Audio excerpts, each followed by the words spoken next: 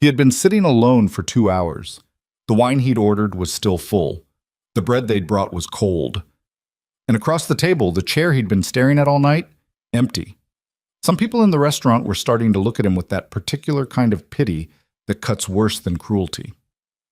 Ethan Calloway was 32 years old, a widower, a father, and tonight, apparently, a man nobody wanted to show up for. He was reaching for his coat when she sat down. No warning, no apology. Just the sound of a chair scraping back and a woman who looked like she owned the room settling into it like she'd been invited. Like, comment your city below so I can see how far this story has traveled, and follow along to the very end. The restaurant was called Linen and Salt, and it was the kind of place Ethan Calloway would never have picked for himself. It had exposed brick walls and Edison bulbs hanging from the ceiling on black cords, and the menu was printed on thick cardstock that felt like it cost more than his electric bill.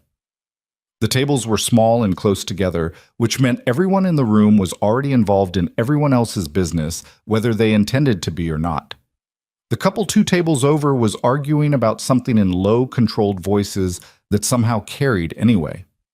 The group near the window was celebrating a birthday and getting progressively louder about it. Somewhere behind him, a baby was trying and failing to keep quiet. Ethan had chosen the place because the woman he was supposed to meet had mentioned in their last message that she liked atmosphere. He had looked up what Linen and Salt charged for a glass of wine and almost backed out entirely. But he'd told himself he was doing this. He'd promised his sister he was doing this. He'd told his daughter's babysitter, a retired woman named Carla who lived 2 blocks over and charged by the hour, that he'd be back by 9, maybe 9:30 if things went well. It was now 8:47, and things had not gone well. Things had, in fact, not happened at all. The woman's name was Renee. He knew her from the app as a profile photo, a list of interests that included hiking and documentary films, and a string of texts that had been warm and genuinely funny. They had talked for almost 2 weeks before agreeing to meet. She was supposed to arrive at 7. Ethan had arrived at 6:55 because he was constitutionally incapable of being late to anything, and because he'd wanted a few minutes to breathe before she walked in. He'd been given a table for 2 near the back, close to the kitchen, and he'd ordered sparkling water and looked at the menu without really reading it and checked his phone 11 times in the first 15 minutes. By 7:15, he had sent 1 text. "Hey, I'm here. Table in the back. No rush." By 7:30, nothing. By 7:45, he had sent a second one. "Just making sure I have the right night. Still here if you're running late." That one had been read. The little check mark appeared and then nothing. By 8, the waiter, a young guy named Marcus, based on the name tag, had come by for the 3rd time with an expression of patient, professional sympathy that was somehow worse than outright pity. "Can I get you anything else, sir? Another sparkling water?" "I'm fine," Ethan had said. "She's just running a little late." Marcus had nodded in the way people nod when they know you're lying but are too polite to say so. Ethan had ordered a glass of Malbec at that point, mostly because he needed something to do with his hands and because $22 for wine suddenly seemed like a reasonable price to pay for the ability to look like a man who was simply enjoying a quiet drink rather than a man who had been stood up in a room full of people on a Thursday night. He didn't drink it. He thought about Lily instead. That's what he did when he needed something to hold on to. He thought about his daughter. She was 4 years old and had a laugh that sounded like bells, or at least that's how he thought of it. The private thought a parent keeps for himself because saying it out loud sounds embarrassing. She had her mother's nose and her mother's stubbornness, and she had recently decided that she would only eat macaroni and cheese if it was the kind that came from the blue box, not the fancy kind Ethan sometimes made from scratch, which she declared was wrong macaroni, with the absolute certainty of someone who has given the matter serious consideration. He had been doing this for 3 years, raising her alone, working from home because daycare didn't work with the deadlines, and the deadlines were the only thing keeping them in their apartment. He did freelance graphic design, logos, brand identities, the occasional website, and he was good at it, good enough that he had built a modest but stable client list without ever having to put on a suit or pitch himself in a room full of people. He was the kind of person who did excellent work quietly and then stepped back and watched someone else take the credit, which had irritated his late wife to no end. "You disappear," she had told him once. You make something beautiful and then you act like you had nothing to do with it. Her name had been Nora. She had died 26 months after they were married from a sudden cardiac event that the doctor said was caused by a heart defect none of them had known about. She was 30 years old. Lily was 14 months old. Ethan had been sitting in the waiting room of Austin General with a lukewarm cup of coffee and a half-eaten granola bar when the doctor came out to tell him. He did not think about that part anymore. Or rather, he had learned how to think around it, the way you learn to breathe around a bruised rib, carefully, shallowly, paying attention to the edges. His sister Rachel had been the one to suggest the dating app. "It's been 2 years," she'd said, which had been a few months ago when Lily was in the bathtub and they were sitting at Ethan's kitchen table talking around the subject of his life the way they always did. "You're not betraying anyone by being alive, Ethan. You're allowed to want something for yourself." He had resisted for weeks. He'd told himself it wasn't the right time, that Lily needed stability, that he didn't have the bandwidth, all of which was true, and also, he knew, beside the point. The real thing he didn't want to say out loud was that trying meant risking, and he had been emptied out by loss already, and he didn't know how much he had left to risk. But he had made the profile. He had agonized over the photos, 3 of them, all taken by Rachel at a family dinner 2 months ago, and written a description that his sister said was too understated, and he thought was honest. He had matched with several women, and had short, polite conversations that faded into nothing, and then he had matched with Renee, and the conversation had been different, more alive somehow. She was funny in a way that felt unguarded. She asked questions that were actually curious rather than procedural. She had mentioned, casually, that she still missed her childhood dog even though it had been 7 years, and something about that detail had made him trust her. He had told Lily he was going on a grown-up dinner. Lily had asked if she could come. He'd said no, it was for big people only. She'd thought about this and then said, "I'm a big people." He'd laughed and kissed her on the top of the head and felt a complicated tangle of feelings he couldn't name on the way to the restaurant. Now it was 8:54, and he had just looked at his phone for the last time. No messages. The previous one still showing as read, the small, deliberate cruelty of that small checkmark. He put the phone face down on the table and let himself feel the full weight of the evening for exactly 30 seconds. The empty chair, the untouched wine, the faint sound of Marcus somewhere behind him pretending not to watch.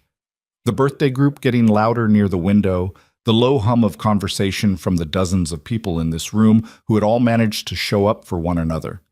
He felt the humiliation of it.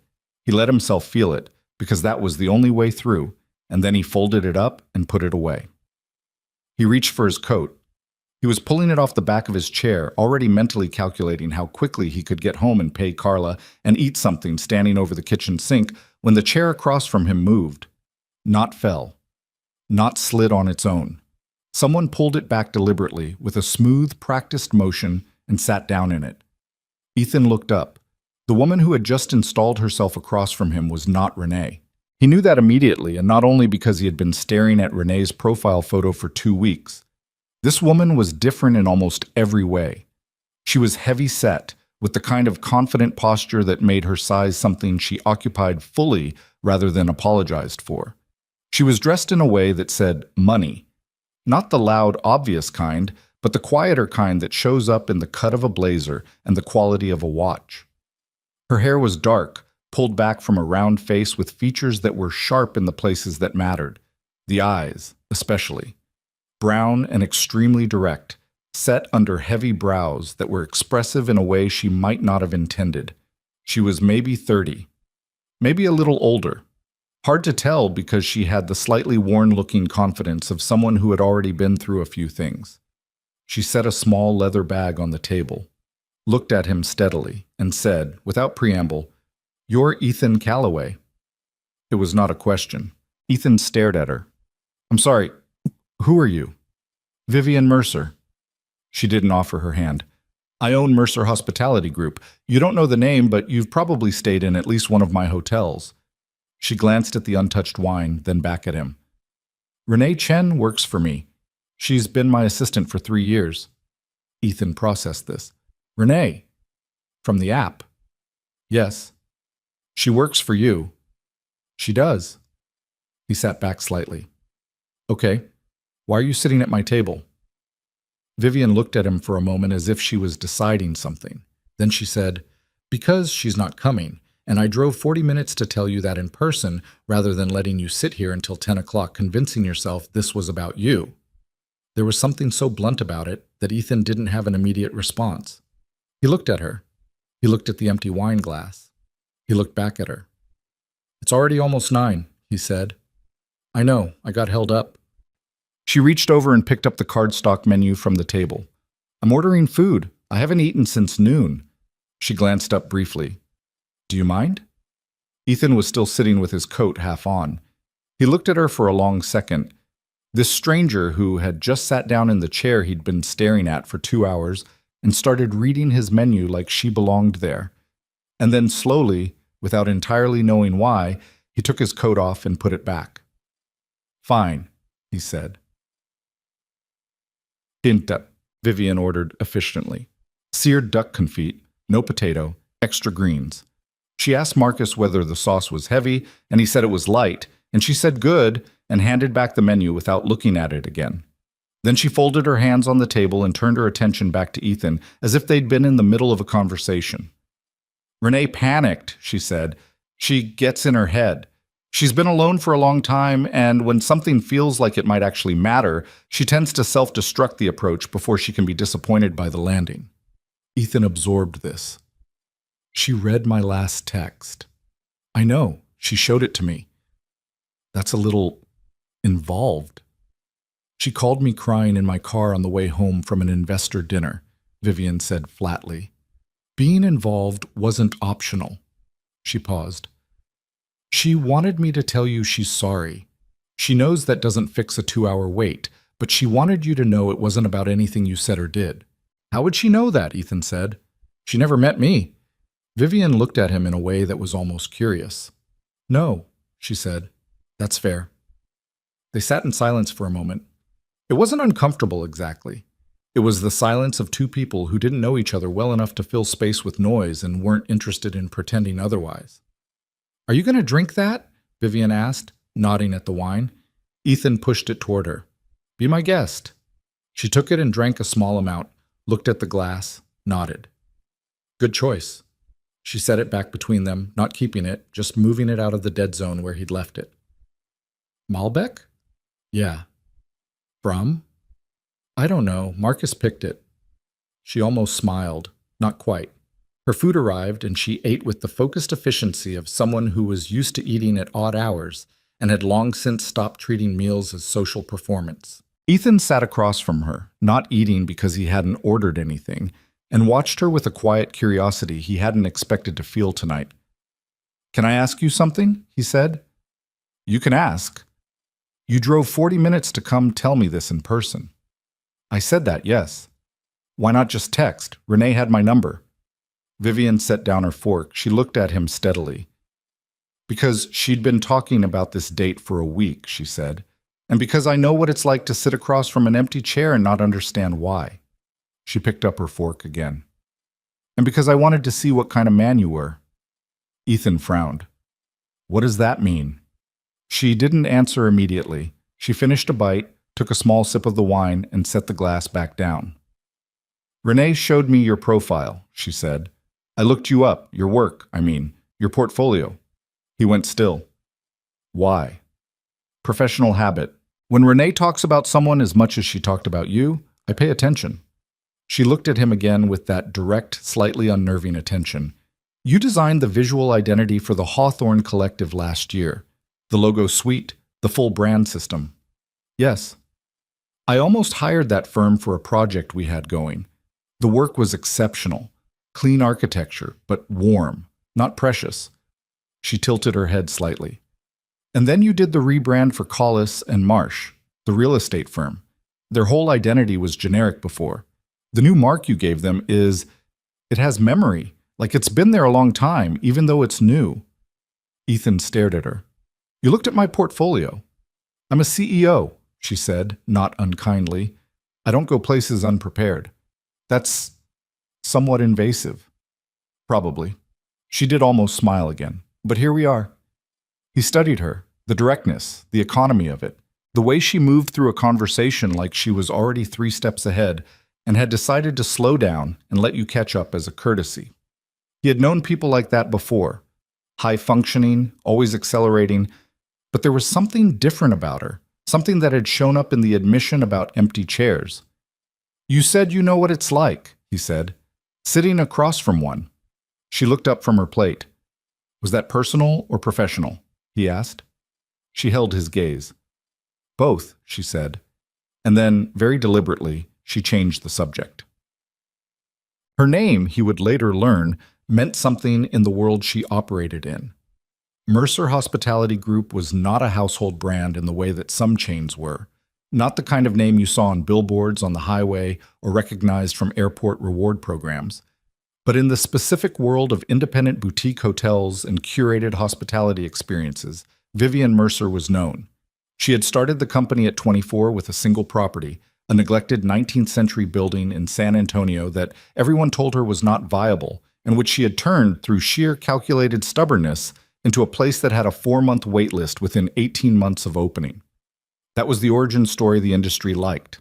What they talked about less was what had come after. 6 years of grinding, compounding work, of acquiring properties that were structurally beautiful and operationally broken, of building a team and losing people and building it again, of making decisions in rooms where she was usually the youngest person and almost always the only woman, and very often the only person in the room with something to prove and nobody in the corner willing to prove it with her. She had 5 properties now, a 6th in development. Revenue that would have seemed like a fantasy to the version of her who had signed the papers on that first building at 24, with trembling hands that she'd held very still so the sellers couldn't see them shaking. She was 30 years old. She had been in 4 relationships in that time, none of them lasting longer than 8 months, all of them ending for variations of the same reason. She was too much, too focused, too consuming, too willing to cancel a Saturday dinner for a vendor crisis, too likely to answer her phone during a film, too constitutionally unable to be small enough for the space that was being offered to her. She had eventually stopped being surprised by the endings and started simply filing them away. Another data point. Another cost of the life she had chosen. What she had not filed away, and what she did not examine in the daylight very often, was the particular loneliness of building something significant and having no one to tell. Ethan did not know any of this yet. He only knew that this woman had driven 40 minutes to sit in an empty chair and tell him the truth about a stranger, and that something about the way she ate alone and changed the subject when it got personal made him think she had more practice at both than she let on. "The project you mentioned," he said, "for your company, the one you were going to hire a firm for." Vivian looked up. "What kind of project?" he asked.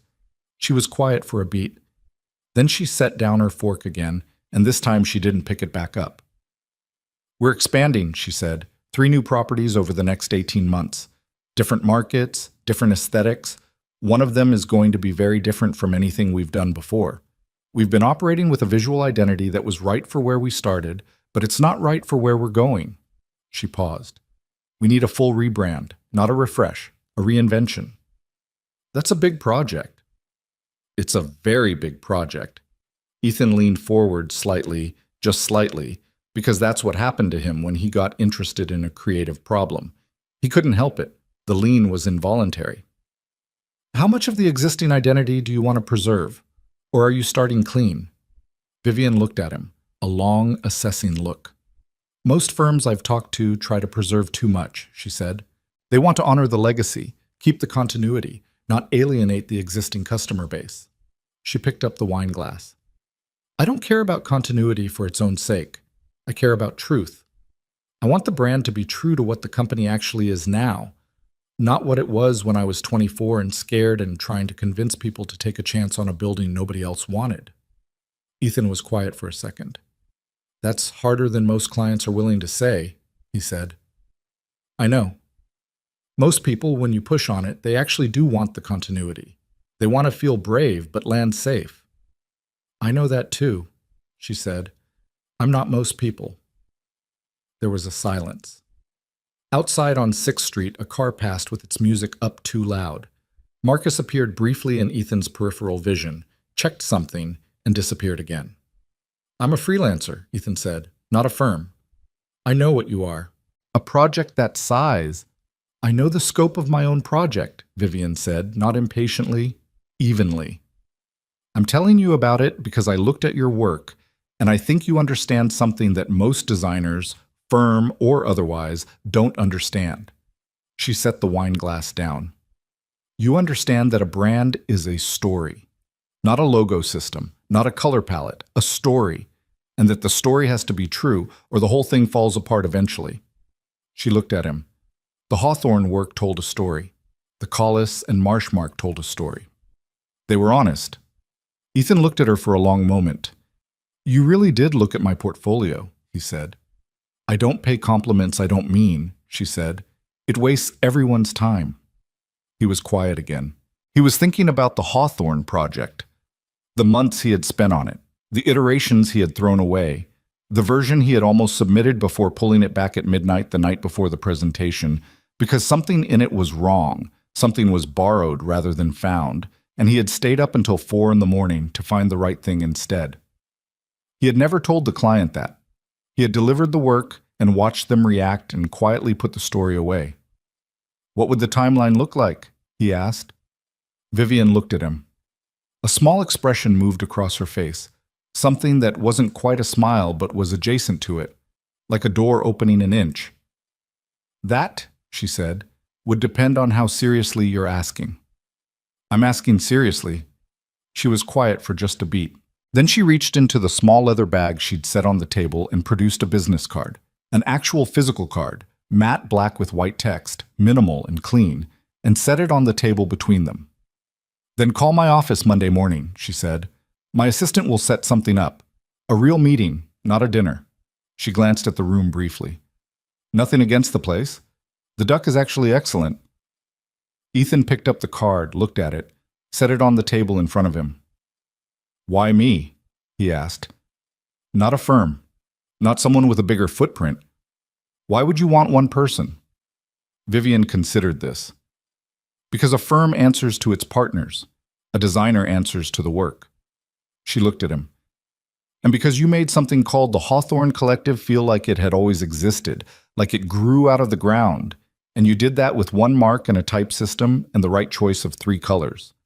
She paused. I want someone who thinks that way, who feels the weight of what they're building.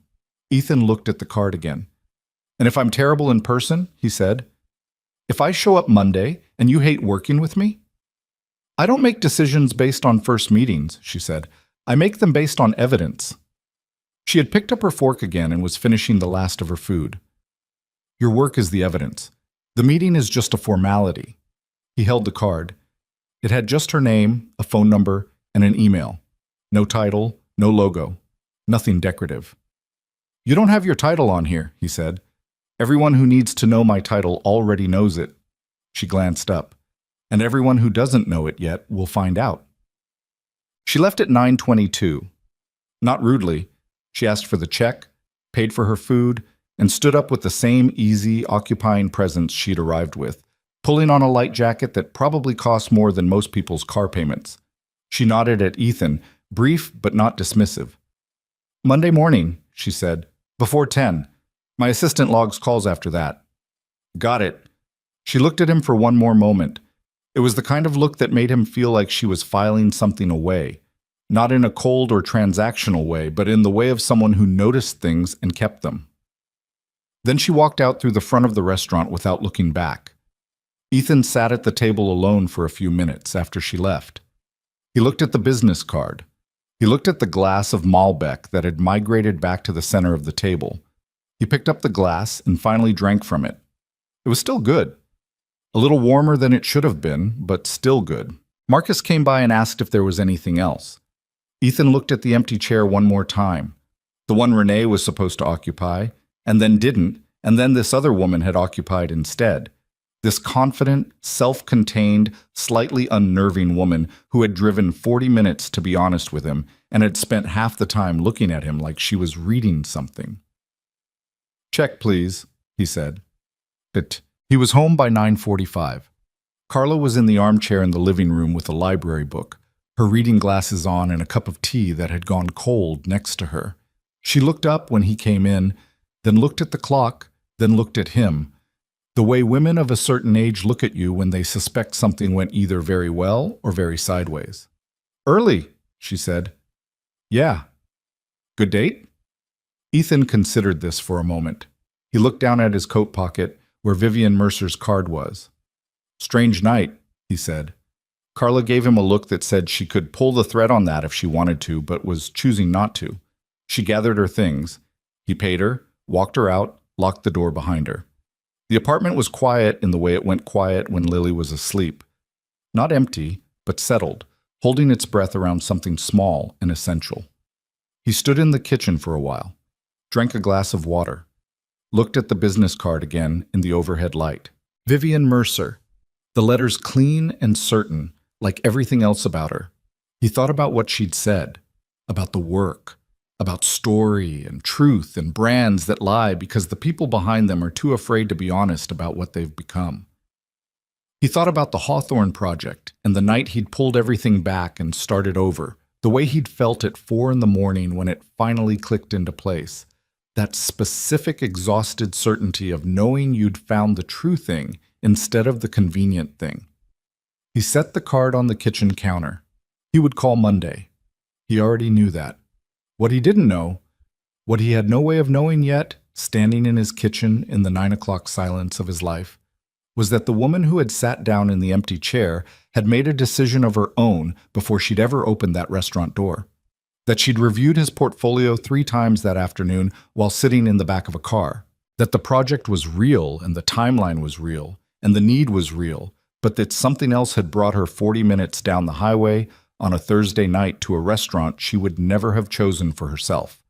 Something she wasn't ready to examine, wasn't sure she'd earned the right to examine, but which she'd driven toward anyway because Vivian Mercer had always moved toward difficult things before she was ready. He didn't know any of that, but the card was on the counter, and Monday was 3 days away. And somewhere down the hall, his daughter was sleeping, small and certain, with her mother's nose and her mother's stubbornness and an opinion about macaroni that would not be revised. Ethan turned off the kitchen light and went to check on her. She was on her side, one arm wrapped around a stuffed elephant she'd had since she was 8 months old, a worn, gray, floppy thing she called Pelly, with the absolute conviction of someone who had named a creature and expected the world to honor it. He stood in the doorway for a moment. He didn't think about the restaurant. He didn't think about Renee or the 2-hour wait or the humiliation of being the man everyone in the room had looked at with careful, sideways pity. He didn't think about the card on the counter or the meeting on Monday or the woman who had looked at him like she was reading something. He thought about Lily. Just Lily. Then he pulled the door almost closed, went to his own room, sat on the edge of his bed in the dark, and held the particular, complicated feeling of a night that had started as one thing and ended as something else entirely. Not better, not worse, just different, just unexpected. He lay back, stared at the ceiling. The empty chair had not been waiting for Renee. He couldn't have said why he thought that, only that when Vivian Mercer had sat down in it, something had shifted. Not dramatically, not like anything in a film where the music swells and, just quietly, privately, the way things shift when something that was wrong gets corrected and you only notice after the fact. He closed his eyes. Monday, he thought, before 10. He was already thinking about what he'd say. He called at 8:53 on Monday morning, not because he was anxious, or not only because of that, but because he had been awake since 6 and had spent the better part of 2 hours sitting at his kitchen table with a cup of coffee and Vivian Mercer's card, turning it over in his fingers while Lily ate cereal and asked why the milk was making the O's soggy, and whether that was a problem. He'd told her it was not a problem. She'd considered this and eaten 3 more bites and then decided she was done. After he dropped her at preschool and walked back to the apartment, he sat down, looked at the card one more time, and dialed. The assistant who answered was efficient and pleasant in the specific, polished way of people who manage powerful schedules. Warm enough to be human, brief enough to make clear that time was a resource being allocated, not given. She asked his name, confirmed the spelling, and put him on hold for less than 30 seconds before coming back to tell him Ms. Mercer had a slot open Wednesday at 2 o'clock if he was available. "I'm available," he said. "The address is on our website," she said. "Parking validation is available in the building garage. Bring a portfolio if you have something physical. She prefers to look at things in her hands." He thanked her and hung up. Then he sat for a moment with the phone on the table and thought, "She told her assistant I was going to call." He wasn't sure why that landed the way it did, only that it meant Vivian Mercer had come home Thursday night and at some point before the weekend was over had told someone to expect him, that she had been certain enough of his answer to prepare for it before he gave it. He opened his laptop and started pulling work. The Mercer hospitality offices were on the 14th floor of a building in downtown Austin that was newer than it looked. Deliberately so, built with materials that aged fast and well, the kind of architectural choice that costs more up front and communicates something quiet about the people inside. Ethan had been in a lot of corporate offices. Most of them felt like waiting rooms with better furniture. This one felt like someone had made actual decisions about what kind of place it should be. The reception area had a low ceiling with warm lighting and a single long bench made of reclaimed wood with thin cushions in a deep ochre color. There were no brand logos anywhere visible, no framed mission statements. One photograph on the wall, large and black and white, of a building he didn't recognize. Older, formal, with the worn quality of something that had survived several versions of itself. The receptionist was a young man in his mid-20s who offered Ethan water and meant it, which was rarer than it should have been. He waited 7 minutes. Vivian came out herself rather than sending someone. She was dressed differently than she had been Thursday. A structured blouse, dark trousers, her hair down this time, which changed something about her face, made her look less armored, not softer exactly, but more present. "Calloway," she said, the way someone says a name when they've been thinking it.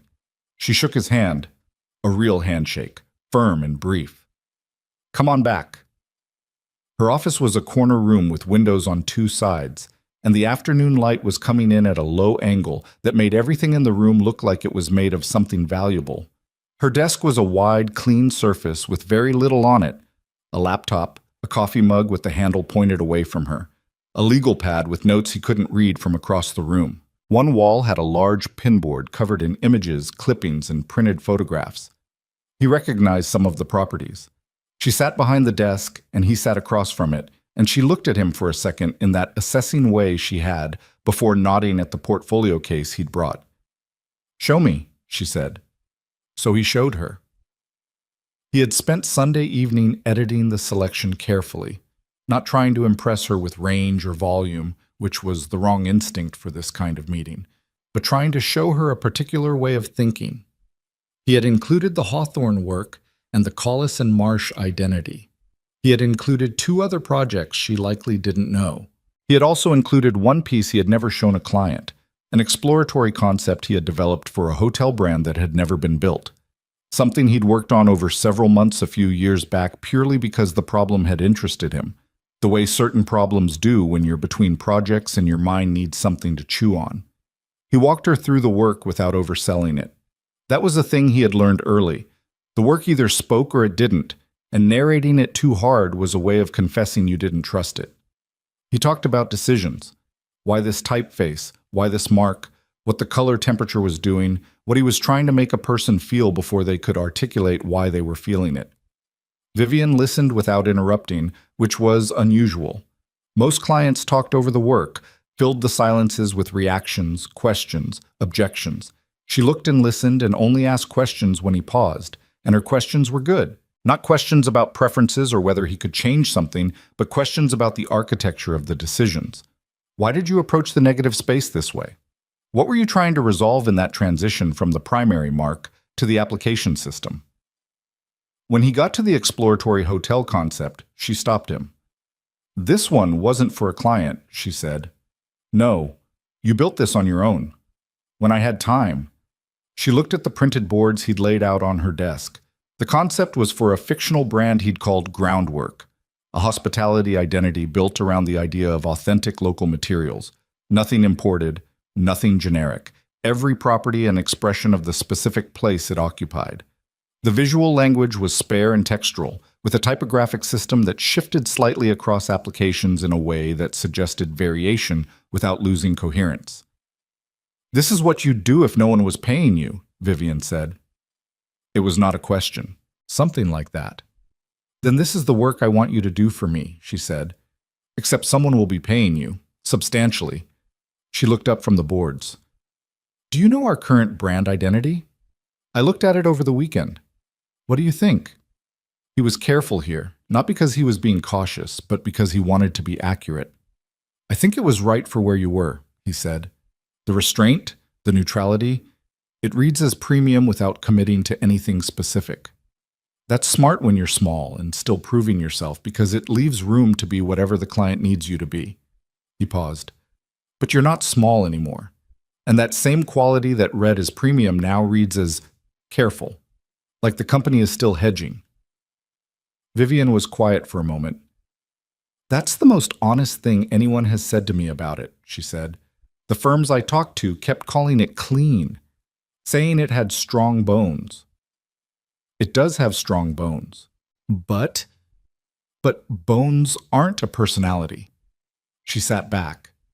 Something shifted in her expression. Not surprise, more like recognition.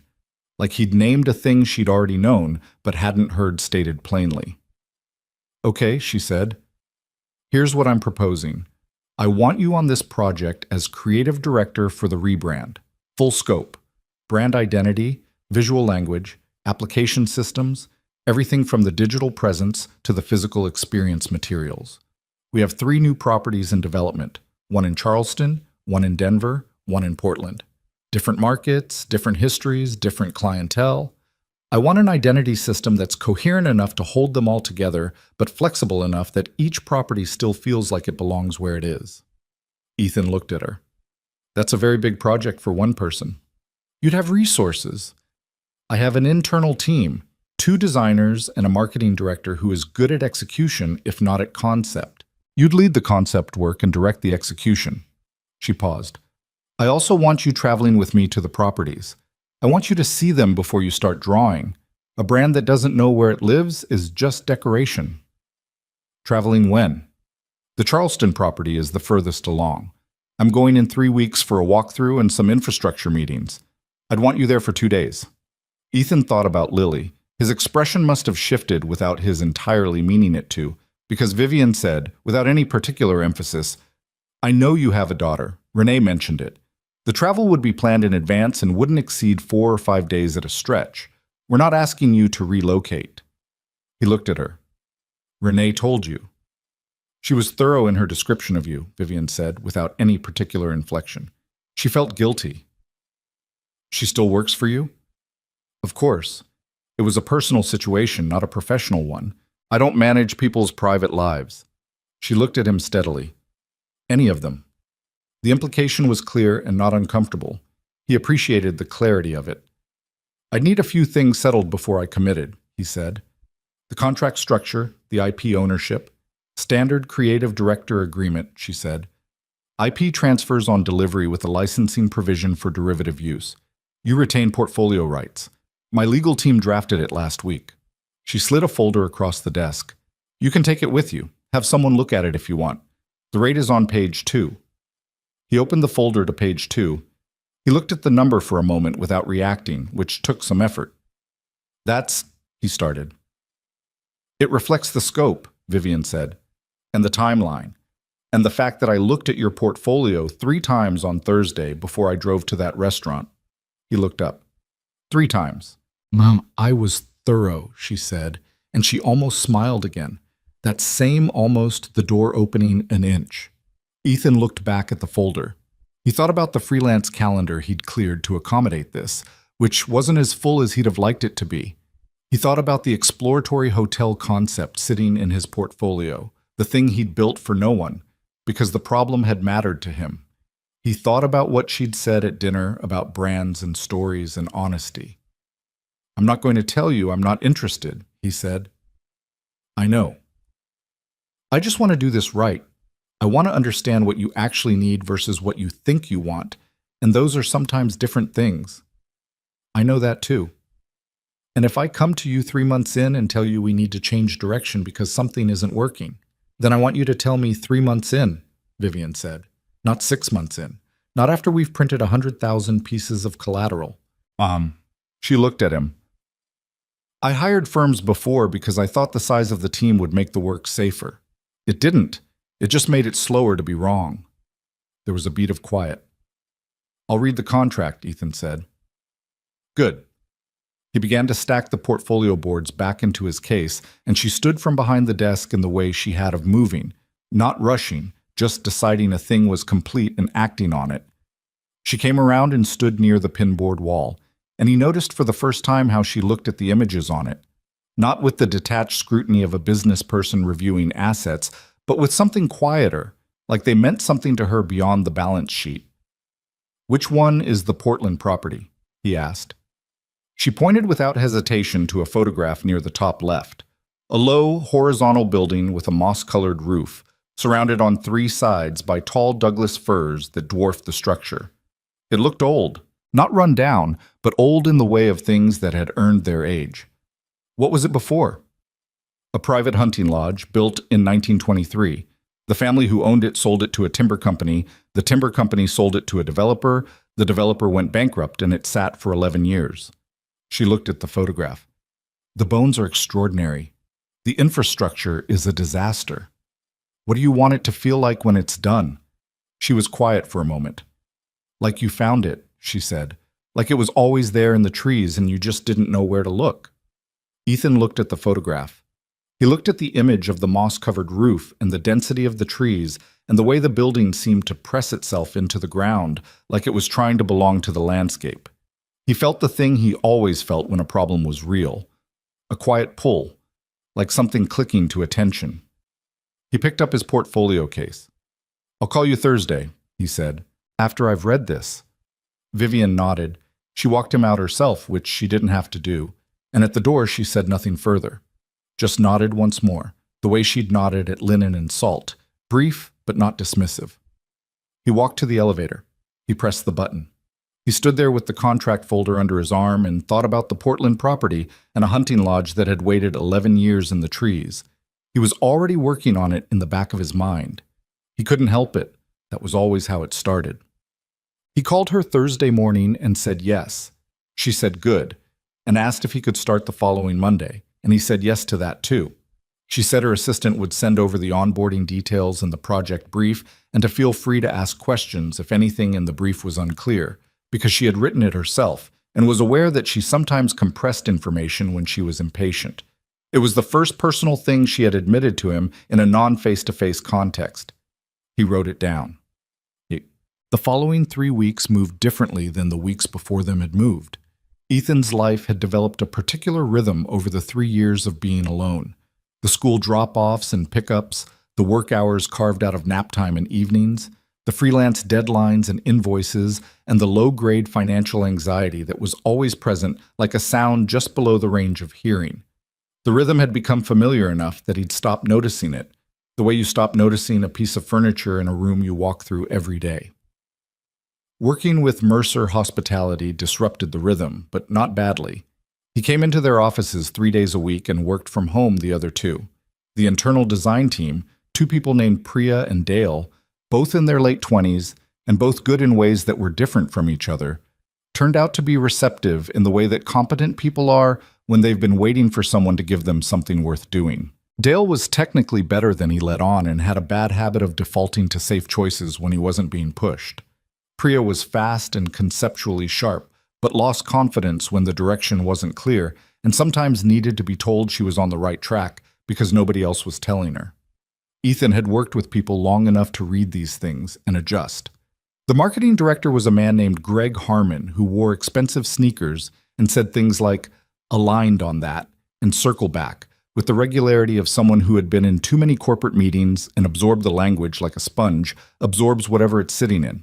Greg was competent in his lane and somewhat protective of his territory, and he and Ethan had a few early conversations that were careful in the specific way of conversations between 2 people, establishing whose authority ends where. Vivian watched this without intervening, which told Ethan something. The first time they had a genuine conflict, over whether the rebrand rollout timeline should be driven by the Charleston opening or built around a broader media moment that Greg was pursuing. Vivian sat in the room and let them talk. She let it run longer than was comfortable. Then she said quietly, "What would serve the brand, not the calendar?" And that was the end of it. He started to understand her management style in those weeks. She was not the kind of leader who made decisions by committee or who softened feedback to protect feelings or who used ambiguity as a power tool. She was direct, and she expected directness in return, and she was willing to be wrong as long as being wrong happened in the service of getting to right. She ran meetings the way she did everything, efficiently, without ceremony, with an attention to the thing that actually needed solving rather than the performance of solving it. She also had a particular quality that he hadn't expected. She listened. Not the performative listening of executives who are formulating their response while you're still talking, but actual listening. The kind where you can feel the other person holding your words long enough to see if they're true. It made conversations with her feel more serious than conversations usually were, which was sometimes uncomfortable and always clarifying. They were not personal with each other in those first weeks. They were professional in the way of two people who have enough mutual respect to keep things clean while the work gets established. But there were small things that accumulated. She brought coffee to their one-on-ones without asking how he took it, because on his first day she had watched him make himself a cup in the office kitchen and noted it. He didn't comment on this because doing so would have made it strange. He simply drank the coffee and moved on. She asked about his daughter exactly once in the office, on a Wednesday afternoon when he mentioned offhand that he'd be leaving at 4 because of a school thing. "What's her name?" Vivian asked. He said Lily. She said that was a good name, said it the way you say something when you actually think it rather than when you're being polite, and went back to the brief they'd been reviewing. He noticed that she worked late most nights and ate dinner at her desk with the same focused efficiency with which she ate everything. He noticed that she did not have photographs in her office, not on her desk, not on the walls, nothing personal that would tell you anything about who she was outside this room. He noticed that the one photograph in the reception area, the black and white building image, was the exterior of the San Antonio property, the first one, the one she had bet everything on at 24. He noticed these things and added them to a picture that was still mostly incomplete. Well, 3 weeks after he signed the contract, he was in Charleston. The property was a former textile warehouse on the edge of the historic district. 3 stories of original brick with iron window frames that had oxidized to a deep reddish-brown and wide plank floors that had been treated but not replaced, so they still bore the divots and stains of 100 years of industrial use. It was in the middle of a renovation that was running slightly behind schedule, which Vivian had mentioned without apparent distress on the flight down, which had told him something about her relationship with imperfect progress.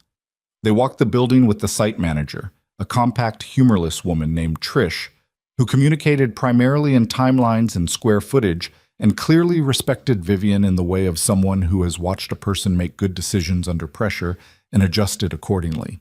Vivian asked precise questions and took notes on her phone and moved through the space without the tentative quality that some people bring to buildings that aren't finished. The slight apologetic crouch, the careful stepping around of tools and materials. She moved as if she already knew what the building was going to be. Ethan trailed slightly.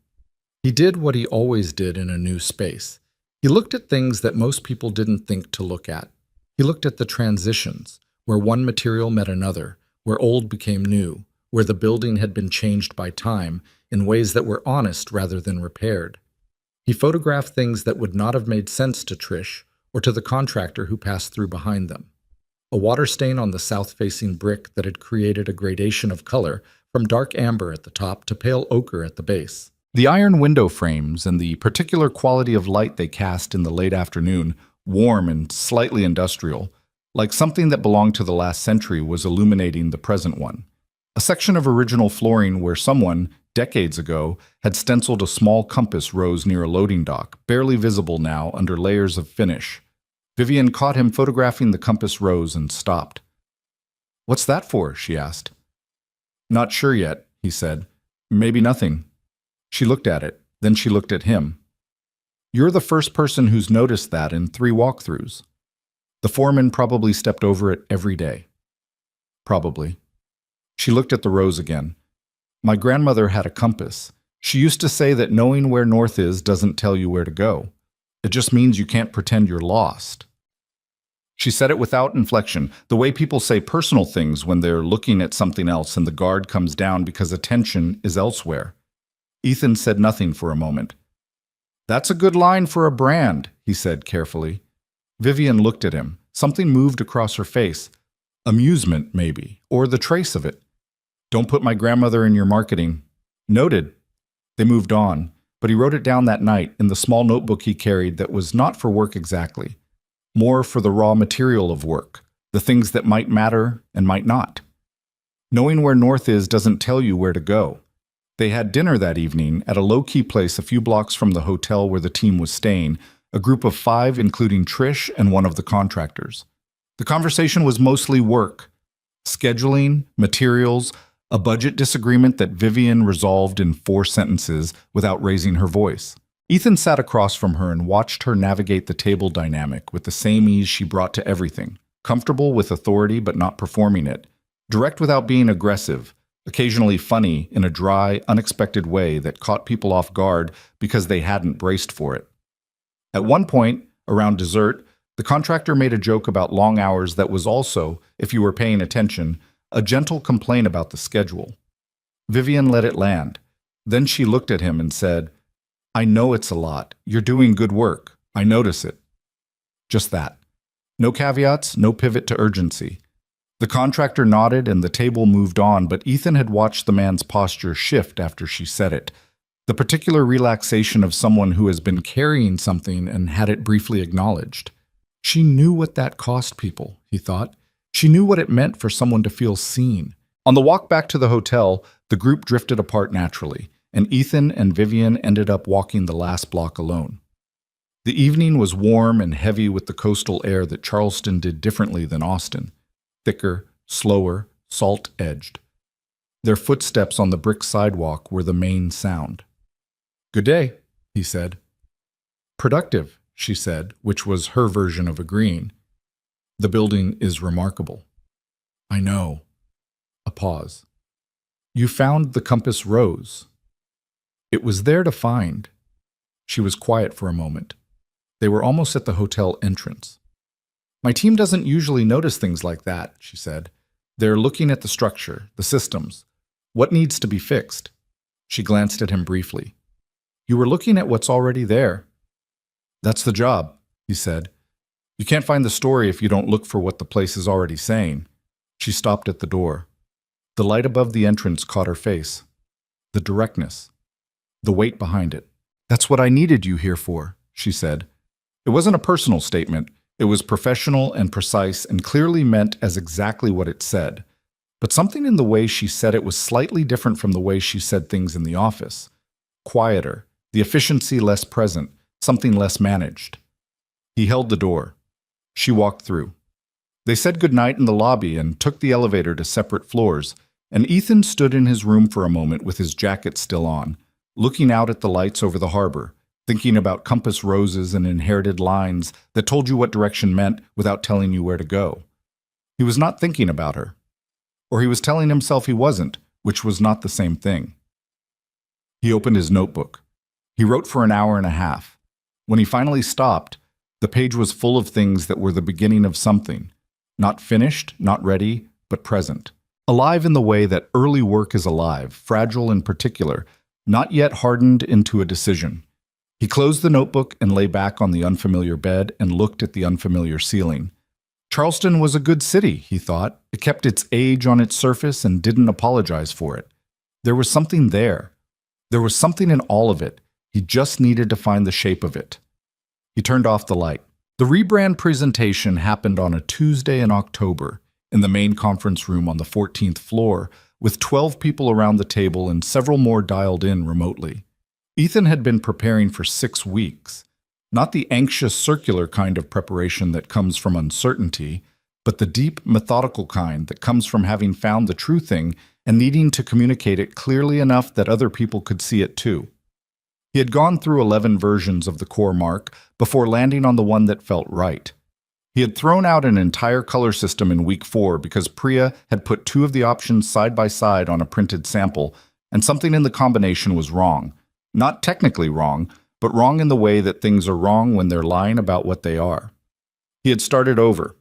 Dale had stayed late 2 nights running without being asked. The work was good.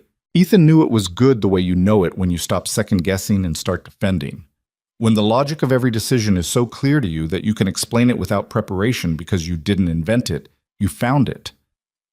The new identity was built around a concept he had landed on the night in Charleston. Sitting with his notebook and the image of the compass, rose, and the words Vivian's grandmother had said about knowing where north was. The visual language was grounded in the idea of orientation, not direction, not destination, but the quiet confidence of knowing exactly where you stand. The primary mark was a form that read differently at different scales. Close up, it was structural, geometric, precise. At distance, it resolved into something warmer, like a handprint or a hearth. It worked across all 3 properties without being identical at any of them, because Ethan had built the system to flex around the character of each place rather than stamp a uniform identity over it. He had been nervous about explaining this to 12 people who might not have the vocabulary for it. He was not nervous about explaining it to Vivian. She sat at the end of the table and did what she always did. She listened without interrupting and asked questions only at the natural breaks, and kept her face composed in a way that gave nothing away to anyone watching from the outside. But Ethan had been in enough rooms with her by now to read the smaller signals. The way she leaned forward slightly when something interested her, the particular quality of her stillness when she was thinking hard, the single small movement of her thumb against the edge of the table when something landed. Her thumb moved 3 times during the presentation. When he finished, the room was quiet for a moment in the specific way of rooms where something has gone well and people are catching up to it. Greg Harmon said the work was strong and on brand, both of which were true and both of which were also the safest possible responses. And Ethan was grateful for them because Greg had been skeptical of the direction in week 3 and had come around without making a production of it. One of the remote attendees, a senior investor whose voice through the conference speaker had the slightly compressed authority of someone who is used to being the most expensive person in the room, asked 2 careful questions about the rollout timeline and the production budget for the application systems. Vivian answered both without referring to notes. Then she looked at Ethan. "This is it," she said. Just those 3 words in the room to everyone. An absolute statement, not a question and not a proposal. The kind of declaration that ends a long search. The weeks after the presentation moved fast and strange. The way time moves when you're working at the edge of what you can do and the outcome actually matters. Production ramped up. Priya and Dale were running on the application rollout while Ethan managed the direction and handled the pieces that needed to be built rather than executed. The Charleston property was 3 months from soft opening. Denver was 4 months behind that. Portland, with its complicated infrastructure and its moss-covered roof and its 11 years of waiting in the trees, was still a year out. He was in the office more than he had been, and some of those days ran late. He had renegotiated his arrangement with Carla, additional hours, additional pay, which was manageable now in a way it hadn't been 6 months ago. And he had sat down with Lily and explained in terms a 4-year-old could hold that Daddy had a big project and some nights he would be home later, but he would always be home. Lily had processed this and asked whether the project was good important or boring important. He'd thought about that. "Both," he said. She'd nodded, satisfied.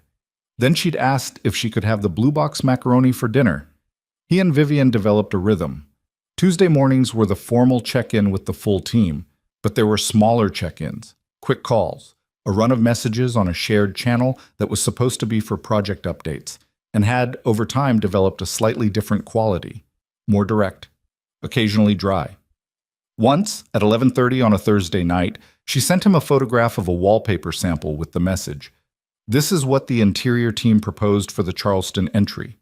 Tell me I'm not wrong to hate it." He had looked at it, a complicated floral pattern that was historically accurate and completely wrong for what the space was trying to say, and typed back, "You are not wrong." She had responded with a single word, "Thank you." Then, "Get some sleep." He had sat with his phone for a moment after that, in the half-dark of his kitchen, and noticed that something in him was warmer than it should have been from a work exchange about wallpaper. He put the phone down. He went to bed.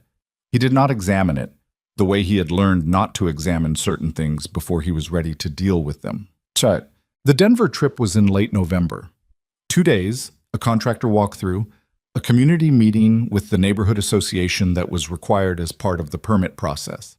The property was a former railroad hotel in the Five Points neighborhood, built in 1907, with a grand lobby that had been subdivided at some point in the 1960s into smaller rooms and a facade that had been covered in panels of textured aluminum that looked like a decision made by someone who had lost an argument. Ethan arrived the evening before the meetings.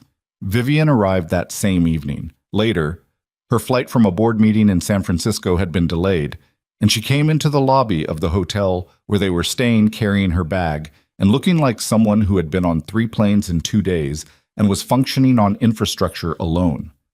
He was at the bar having a beer when she walked through. She saw him, changed her direction, and sat on the stool beside him without ceremony. "Delayed," she said. "I figured." "Do they still have food?" The bartender materialized, and she ordered something hot and a glass of wine and sat with her elbows on the bar in a posture that was, for Vivian Mercer, the equivalent of lying down. She had her jacket off. Her hair was loose, which it almost never was in the office. She looked tired in a specific way, not depleted, but stripped of the extra layers she usually carried. "How was San Francisco?" he asked. "Fine. Our lead investor wants to accelerate the Portland timeline. I told him the building wasn't ready, and he told me timelines were flexible, and I told him concrete wasn't." She picked up her wine. "We agreed to disagree, politely." "You're sure you held the line?" "I held the line. Because Greg mentioned, Greg doesn't speak for my decisions," she said without heat. "I know what he mentioned. I know he thinks we should move faster. Greg thinks everything should move faster because he believes speed is a proxy for momentum." She looked at her wine. "It's not. Momentum is a product of direction. Speed without direction is just noise." Ethan was quiet for a moment. "That's a good distinction." "It's an obvious one. Most people just don't slow down long enough to make it."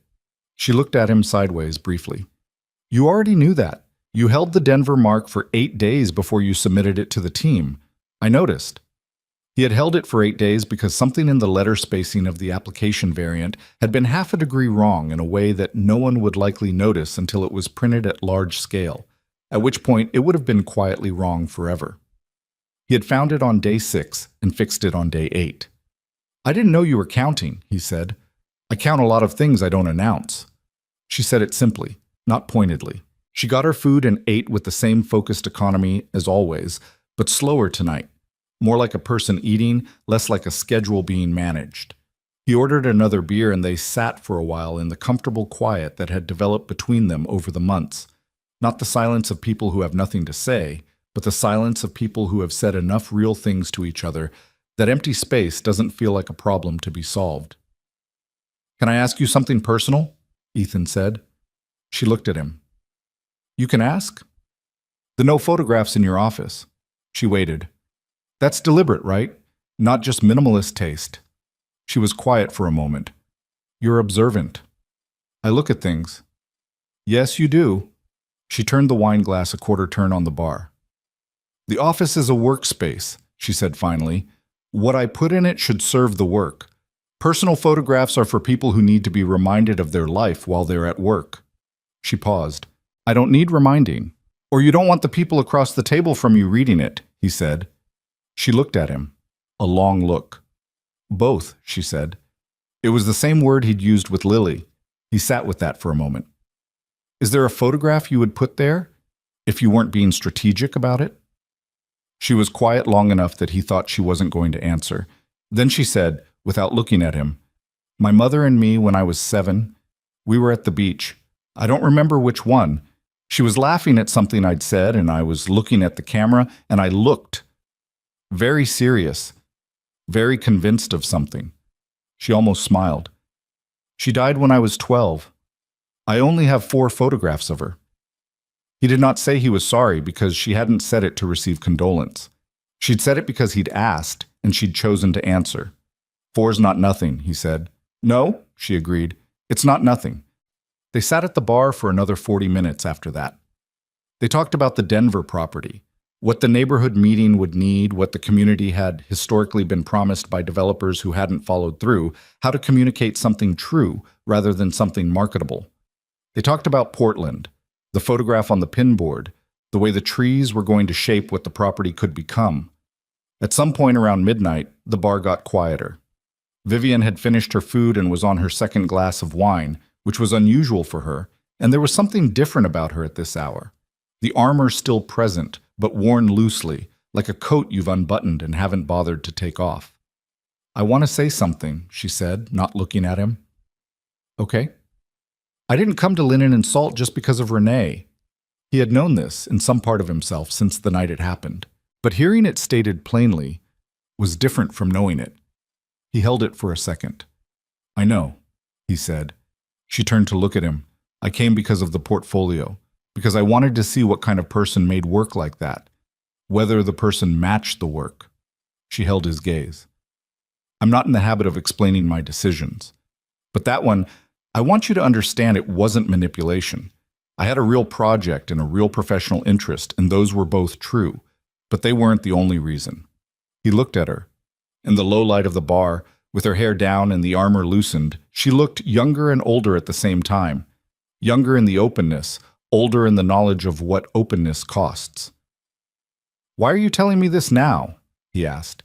Because we're going to be working together for at least another year, she said. And because things have been developing a quality that I don't want to let go unacknowledged and then have it become something we're both managing around without naming it. She turned the glass again. That's worse. The unacknowledged version is worse. He thought about the late-night wallpaper message, the coffee she'd noted without asking, the way she'd said, "This is what I needed you here for on the Charleston sidewalk," the thumb moving against the table edge. Are you telling me you have feelings for me? He said. Or are you telling me you've noticed that I might have them for you? She looked at him for a long moment. A real one. I'm telling you both of those things are true, she said, and that I don't know what to do with them professionally. Neither do I, he said honestly. Good. She finished her wine. Then we're equal. That's one way to put it. She set the glass down. She stood up and put her jacket back on, and for a moment she was Vivian Mercer, the CEO again, composed, self-contained, the coat back on and buttoned. But not quite all the way. Something had been said that couldn't be unsaid, and they both knew it, and it sat in the space between them with a particular weight that was not comfortable and not uncomfortable, but simply real. Good night, Calloway, she said. Good night, he said. She walked away through the quiet bar. He sat with his mostly finished beer and stared at the rows of bottles behind the counter and thought about 4 photographs and a woman laughing at the beach and a little girl looking at the camera with the total conviction of someone who already understood something important. They did not talk about it on the Denver trip. They were professional for 2 days. The contractor walk, the neighborhood meeting, a tense exchange with a city planning official about the permit timeline that Vivian resolved with a combination of data and polite immovability that Ethan had come to recognize as her characteristic mode under pressure. They worked. They were good at working together, and they both knew it, and for 2 days they let that be enough. On the flight back to Austin, they sat next to each other, assigned seating, no choice, and for the first hour they both had their laptops open and were ostensibly working. He was refining the secondary type system for the Denver application materials. She was reviewing something on her screen that he couldn't see and occasionally making marks on a printed document. At some point over New Mexico, she fell asleep. It happened the way it happens on planes when someone hasn't slept enough, and the altitude and the low hum of the engines do their work. Not dramatically, just gradually, the head tilting slightly, the documents going still. Her hand was on the armrest between them, loosely open. Ethan glanced at her. He looked back at his screen. He did not look at her again because that would have been a thing he was doing, and he was not ready to be a person who did that thing yet. But he was aware of her, the warmth of proximity, the specific and quiet intimacy of being the person awake beside someone sleeping, the small, accidental trust of it. He closed his laptop. He looked out the window at the flat brown geography 35,000 feet below. He thought about Nora. He did this sometimes. Not the dark version, not the waiting room version, but the ordinary version. The way she had stood at the kitchen counter every morning drinking tea with the bag still in, which had been a habit he'd found inexplicable and had never once objected to. The way she used to fall asleep on planes too, with the same absolute efficiency, as if she had decided sleep was happening and made it so. He thought about how she would have read Vivian. She would have liked her. He knew that with the certainty you sometimes have about things you can't verify, the kind of knowing that isn't about evidence. You disappear, Nora had told him. You make something beautiful and then you act like you had nothing to do with it. He had been disappearing for 3 years, not dramatically. He had kept himself present for Lily, had kept the work going, had kept the routine running, but the part of him that wanted things for himself, that believed he deserved to want them, had gone quiet.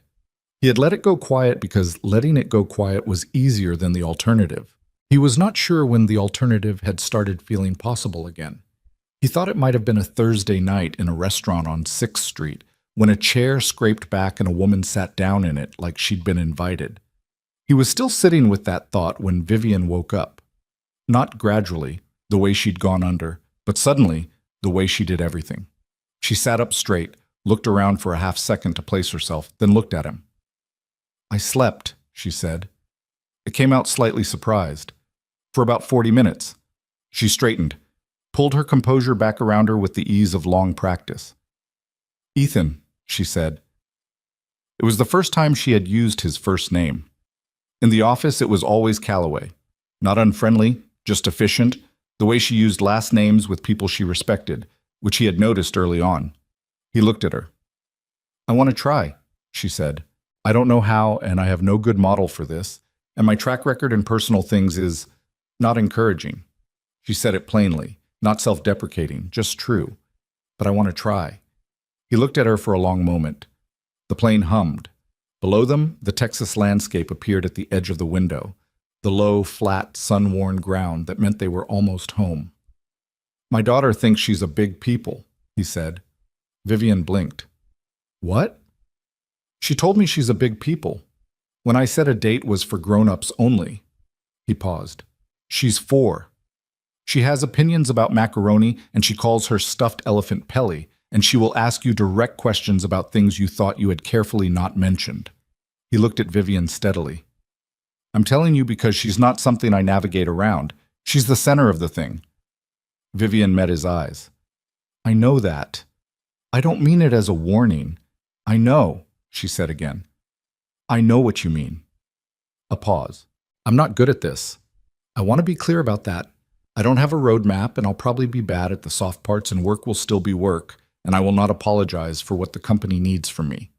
She looked at him with the same directness she brought to everything. But I want to try. He felt something move in his chest, not the dramatic kind. Nothing cinematic. Just a small internal shift, like a window being opened in a room that had been closed for too long. Just air coming in. Then we'll try, he said. She looked at him. Something in her expression changed, not softening exactly, more like a particular tension releasing, the one she had been carrying since that bar in Denver, maybe longer. Okay, she said. She picked up her printed document. He opened his laptop. They flew the rest of the way home in the familiar, productive quiet, shoulders almost touching, both of them working, neither of them performing the new thing they'd just agreed to. Just letting it exist, quietly, alongside everything else. The wheels touched down in Austin at 6:42 in the evening. Carla had Lily fed and bathed and in pajamas when he got home. Lily ran at him from the hallway with the full-body commitment of someone who has not seen a person in 2 days and intends them to know it. He caught her. She smelled like the watermelon shampoo he bought from the kids' aisle at the pharmacy. She said his name twice. Daddy, Daddy, like she needed to say it the second time to make sure it stuck. He held her and looked at his apartment, the slightly worn couch, and the stack of picture books on the coffee table, and the blue box macaroni box on the counter that Carla had thoughtfully left visible as a hint. He held Lily and thought, I am trying to build something new. That is allowed. That is what comes next. It was not a resolution. He knew that. It was a beginning, which was different, messier, less certain, contingent on 100 things he couldn't control, but it was alive, and alive was better than safe. He put Lily down and made the blue box macaroni and let her watch an extra 30 minutes of her show because he was home and she was happy, and some nights that was reason enough. He did not text Vivian that night. She did not text him. But somewhere across the city, he was almost certain she was awake at her desk, in the room without photographs, working on the thing they were both building, and maybe, for the first time, holding something alongside the work that wasn't just the work. He hoped so. He thought she was. The story broke on a Wednesday morning in January, 6 weeks after the flight back from Denver. Ethan found out the way most people find out about things they'd rather not know, from someone else's phone. He was in the office kitchen making coffee when Dale came in with his screen already turned toward him, expression caught somewhere between uncomfortable and braced. "You should probably see this," Dale said. It was a post on an industry gossip account that had somewhere between 40 and 60,000 followers. Enough to matter, not enough to be mainstream, but in the specific world of hospitality and design, it was read by exactly the people whose opinions affected exactly the things Ethan and Vivian had been building. The post was 3 paragraphs and a photograph. The photograph was from the Denver hotel bar, taken from a distance, slightly blurred, the kind of image that required a moment to parse, and then became, once parsed, impossible to unsee. 2 people at a bar, late at night, her with the wine, him with the beer, heads inclined toward each other. The caption read, "Sources close to Mercer Hospitality confirm the CEO's creative director hire has expanded beyond brand consulting. Question is, which came first, the job or the personal relationship? And who else in the company knew?" Ethan looked at the image for a long moment. "How long has this been up?" he asked. "Since last night," Dale said. "It started getting reshared this morning." Ethan set down his coffee mug. He pulled out his phone. There were 3 messages from Vivian, all in the last 20 minutes, that said, in ascending brevity, "I'm aware. Don't respond to anything. Come to my office." He went.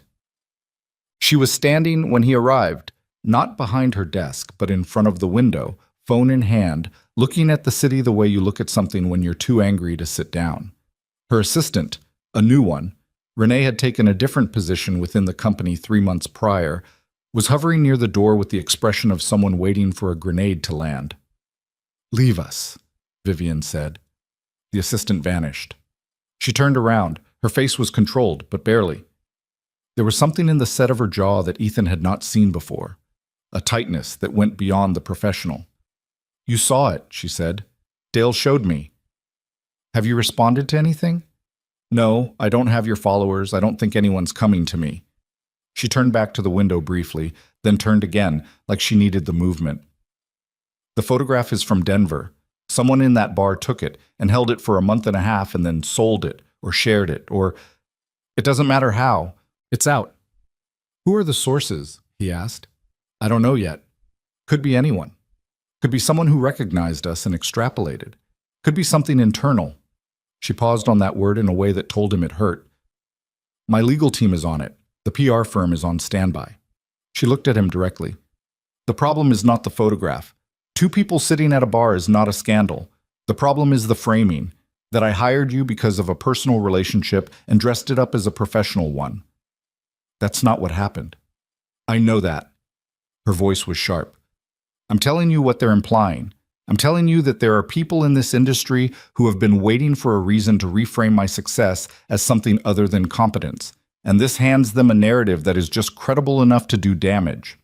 He sat down in the chair across from her desk, which she hadn't offered because they had long since passed the stage of waiting for those kinds of formalities. "What do you want to do?" he asked. "My PR firm wants to say nothing. Standard protocol. Don't feed it. Let it die."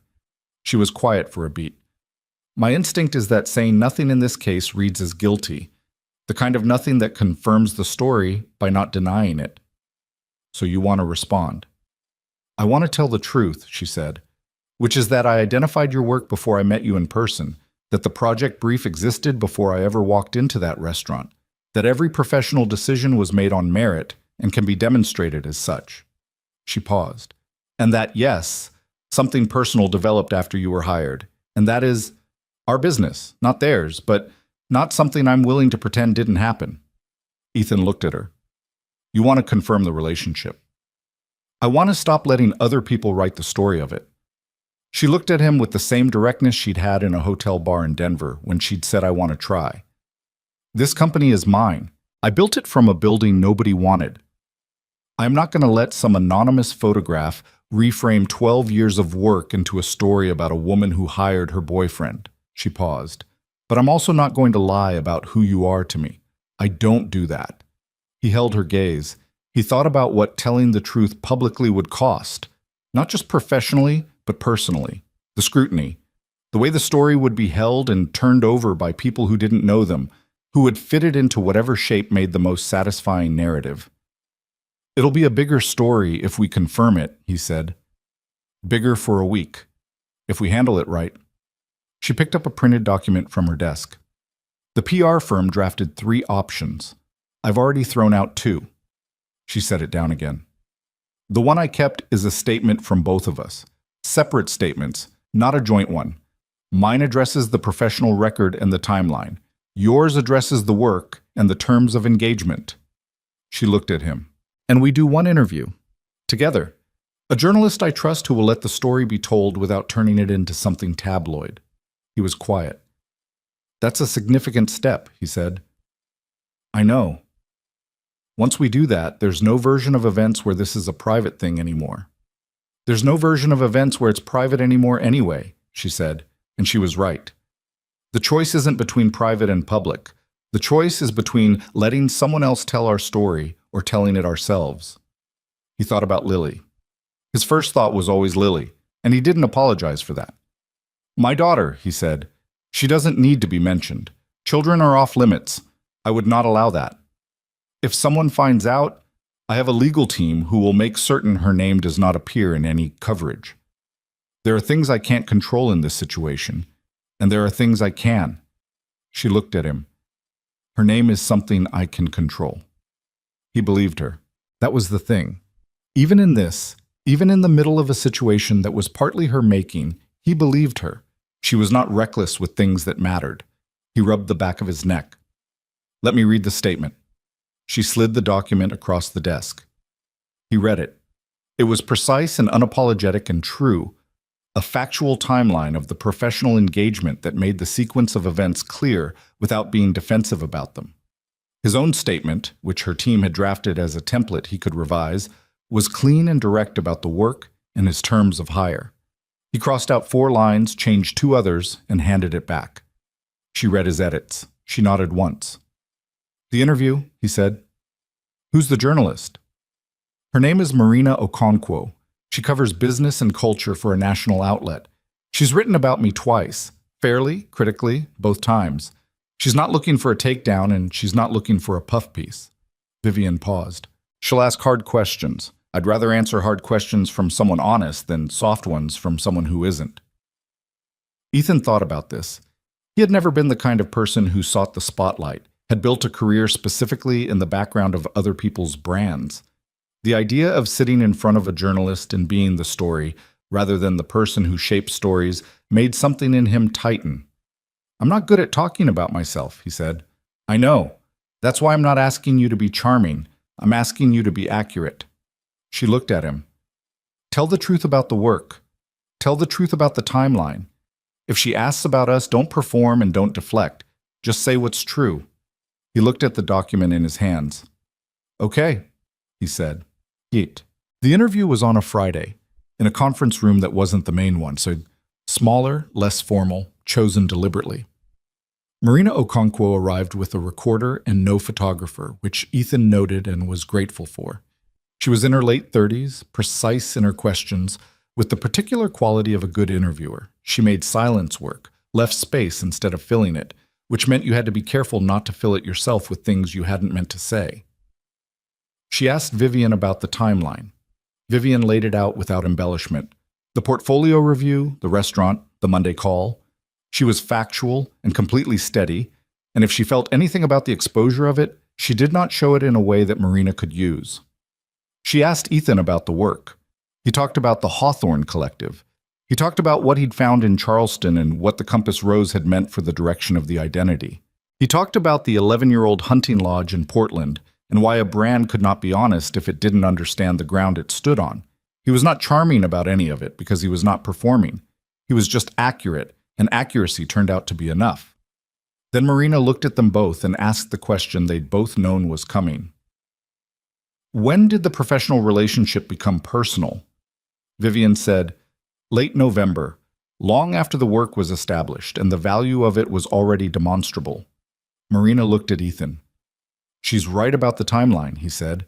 And for whatever it's worth, the work didn't change when things became personal. If anything, it got harder because we were both more invested in getting it right. He paused. I needed this project, not for financial reasons only, for the kind of reasons that are harder to explain. It mattered to me. And the person who trusted me with it mattered to me, and those things didn't compromise each other. They ran alongside each other. Marina was quiet for a moment after he said that. Then she wrote something down and asked her next question, and the interview moved on. The article ran 10 days later. It was long, 3,200 words, and it was fair in the specific way of good journalism. It presented facts and let them carry the weight. It asked hard questions and printed the answers. It did not pretend the situation was uncomplicated, but it also did not pretend the complication was scandal. Marina had titled it, The Brand That Told the Truth. The lead was about Mercer Hospitality's rebrand, the work itself, the scope of it, what it represented for the company's trajectory. The relationship came in midway through, framed correctly, with the timeline intact. It quoted Vivian on the professional record and Ethan on the work. It quoted the investor who had been skeptical of the timeline as being impressed by the consistency of the vision. It quoted Greg Harmon, which surprised Ethan, saying the creative direction had reset the standard for what the company communicated about itself. The anonymous gossip account posted nothing in response. The reshares slowed and stopped over 48 hours and were replaced by shares of the actual article. A senior editor at a hospitality trade publication wrote a piece about the rebrand that spent 2 paragraphs on the relationship and 8 on the work, which was the correct proportion. The investors held. The staff, for the most part, held too. There were some awkward days in the office, a few conversations that stopped when Ethan walked in that then resumed because there was work to do and the work was real, and you cannot sustain drama around a project that is genuinely absorbing. Priya came to his desk one morning and said, without preamble, I just want you to know the work has been the best I've ever been part of, and that doesn't change. He thanked her. She went back to her desk. Dale said nothing directly, but brought him a coffee one morning without being asked, which was Dale's version of a speech. Greg Harmon was harder. He was careful and professional and said the right things, but there was a quality to his interactions in the weeks after the article that was different. A careful distance, a slightly heightened formality that Ethan recognized as the behavior of someone recalibrating their position relative to a power structure that had shifted. It was not hostile. It was just honest in a way that Greg probably didn't mean to be transparent about. Ethan let it settle. Some things settled on their own if you gave them time and didn't prod them. The relationship itself developed in the specific way that real things develop, not smoothly, not cinematically, but in pieces that didn't always fit together on the first try. They were good in the work. That part was almost effortless, which should have been a warning of some kind but wasn't, because the easiness of the professional was in constant negotiation with the difficulty of everything else. She was, as she had warned him, bad at the soft parts. Not cold. He had understood early on that she was not cold, that the efficiency and the composure were a system she'd built for surviving the particular demands of her life rather than a reflection of what was underneath. But the system was old and well-practiced, and asking it to make room for something it hadn't accounted for was slow work. She forgot things that were not on a calendar. She went quiet for days when something at work was consuming her without thinking to say, I'm in a difficult stretch. Give me room. She asked for things indirectly when she should have asked for them directly, which was an irony given how direct she was in every professional context, but personal needs apparently lived in a different register. Ethan was not without his own complications. He was slow to speak when he should have been faster. He defaulted to solving things practically when the thing needed was just acknowledgement. He had a habit deeply ingrained of making himself smaller when he felt a conflict developing. Not disappearing exactly, but dimming, pulling back slightly, in the way of someone who had learned that being present sometimes meant being a target for grief. Nora had called it disappearing. She had not been wrong. There was a night in February when Vivian had canceled plans at the last minute because of a property crisis. A plumbing failure at the Denver site that was going to set the timeline back 3 weeks. And Ethan had said it was fine and meant it, mostly, but the mostly had come through in something in his voice that she'd heard. And 2 days later, she'd shown up at his apartment at 7:30 in the evening with takeout from the Thai place on his block that she'd remembered him mentioning once, 3 months ago. Lily had answered the door with him and stood looking up at Vivian with the total unfiltered appraisal of a 4-year-old encountering a new person. Vivian looked down at her. Something in her face changed, not dramatically, just a small adjustment, a recalibration, the way you adjust your whole self when you encounter something that is smaller and more real than you were prepared for. "Hi," Lily said. "Hi," said Vivian.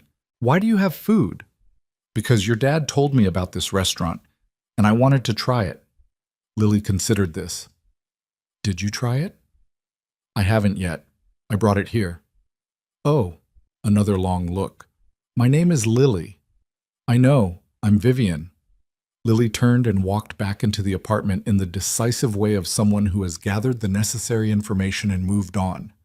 Over her shoulder, "Daddy, Vivian's here. Can she stay for dinner?" Ethan looked at Vivian, who was standing in the doorway with Thai takeout and an expression he had never seen on her before. Slightly thrown, slightly wide open. The armor not just loosened, but briefly off entirely. "She's something," Vivian said quietly. "Yeah," he said. "She really is." Vivian stayed for dinner. She sat at the kitchen table across from Lily, who cross-examined her with the methodical curiosity of a small person who has learned that adults reveal things if you ask the right questions. Did Vivian have a dog? No. Did she want one? She didn't know. What was her job? She had hotels. Were they big hotels? Some of them. Did the people who stayed in the hotels get to keep the little soaps? Vivian said yes. Generally, they were encouraged to. Lily said that was good because the little soaps were the best part. At one point, unprompted, Lily said, "My mom died." The table went quiet. Ethan watched Vivian hold the statement, but the way it arrived, flat and factual, the way only children can deliver information that adults circle for months. "I know," Vivian said. "I'm sorry." Lily looked at her with those clear, assessing eyes. "Do you have a mom?" "I did," Vivian said.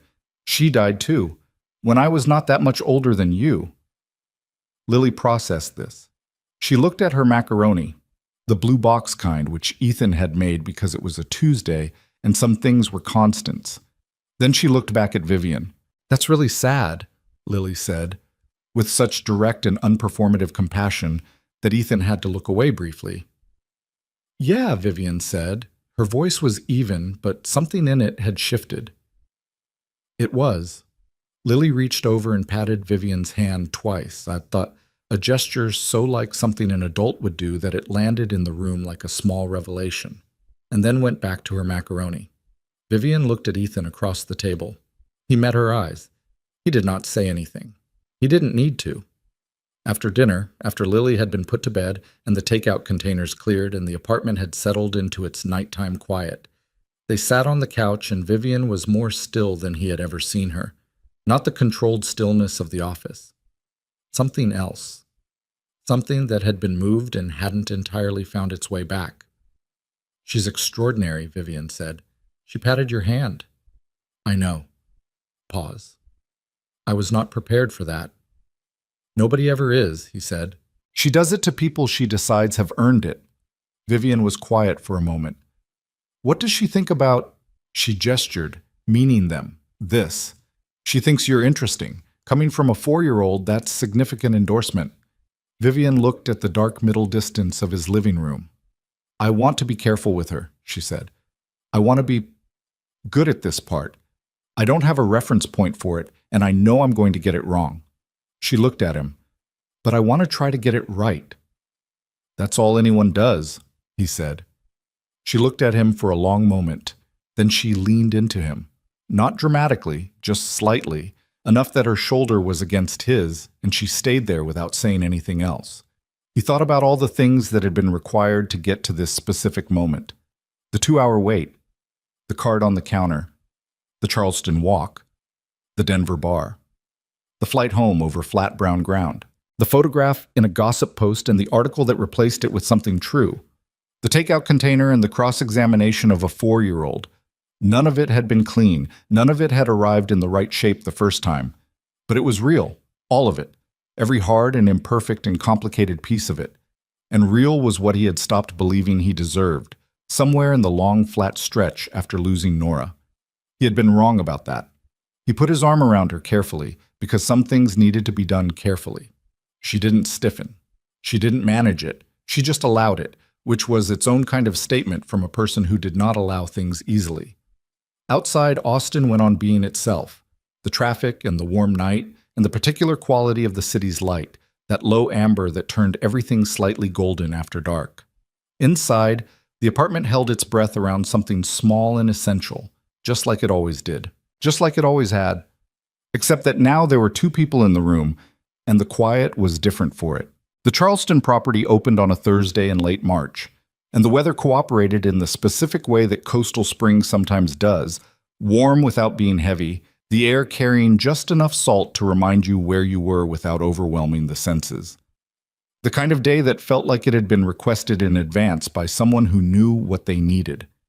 Ethan stood in the entry hall of what was now called the Meridian, a name that had come from the work, from the orientation concept, from the idea of a fixed point from which everything else is measured, and watched people walk through the door for the first time and do the thing he had been working toward for 8 months. They stopped, not dramatically, not with the gasping quality of theater, but with the small involuntary pause of people encountering a space that had made a decision about itself and committed to it fully. The compass rose from the original warehouse floor had been preserved under a panel of tempered glass, set flush with the new flooring, lit from below, visible to anyone who knew to look for it. Most guests would not know what it was or where it came from. They would feel it rather than read it, the sense of something genuine underneath the present, the sense of a place that had not invented itself from scratch, but had grown from what was already there. Vivian stood across the room watching the same thing Ethan was watching. She had her arms crossed, not defensively, but in the way of someone absorbing something they have been waiting a long time to see. She was dressed for the occasion without being formal about it. Clean lines, the same quiet authority she always carried, but something looser in her expression than there used to be. Something that hadn't been there a year ago when he had watched her eat alone at a restaurant table, like a person who had grown fully accustomed to her own company. He walked over. She heard him coming and said, without turning, "There." He looked where she was looking. A couple in their 60s, guests, not staff, here for the soft opening weekend, had stopped in the middle of the entry hall, and the man had his hand lightly on the woman's arm, and they were both looking up at the ceiling, where the original iron beams had been cleaned and left exposed, and where the late afternoon light came through the restored windows in long, amber-edged bars that moved slowly as the sun dropped. They were just looking, standing still in the middle of a room and looking at it the way you look at something when it gives you a feeling you weren't expecting. "That," Vivian said again, quietly. "Yeah," Ethan said. She turned to look at him. Her expression was the same one he had seen for the first time in his kitchen in February when Lily had patted her hand at the dinner table. That brief, unguarded openness, the armor not just loosened, but genuinely set down. She did not say "you did good work," or "this is what I hoped for," or any of the things that could have been said accurately. She just looked at him in a way that said she knew what this had cost, and she had watched him pay it, and she valued the thing that had been made. He understood by now that this was how she said the things that mattered.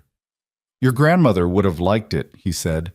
She looked at the compass rose under glass across the room. "She would have stood here for 20 minutes and told me the proportions of the entry ceiling were slightly off, and then admitted she was proud."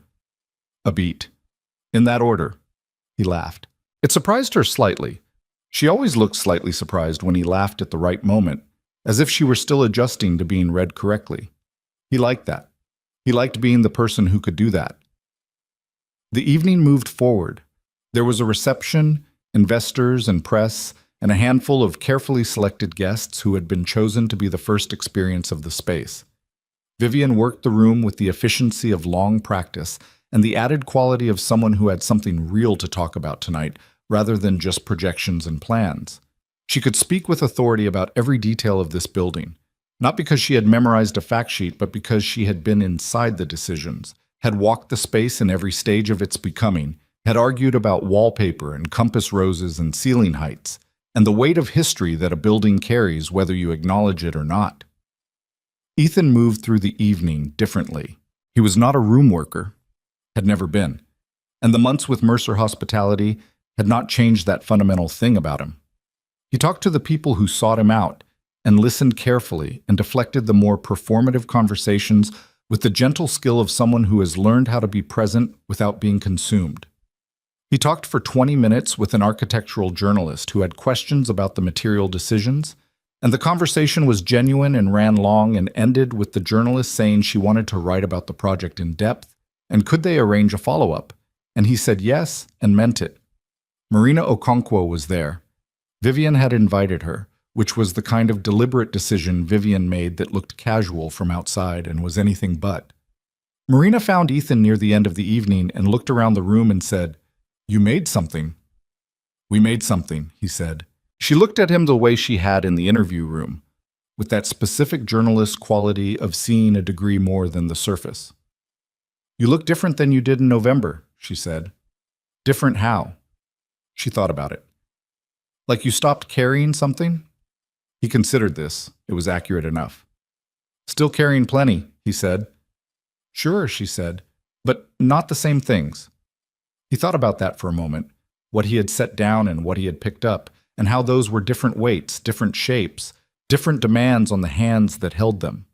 He thought about Lily at home tonight with Rachel, who had agreed to babysit and had called him 3 times in the past month to say in various constructions that she was relieved and happy and wanted to say "I told you so," but was choosing not to, mostly. He thought about Nora, not the waiting room, not the absence, the ordinary version, the tea with the bag still in, the directness, the way she had looked at him across their kitchen table in the early years and seen him clearly and not flinched at what she saw.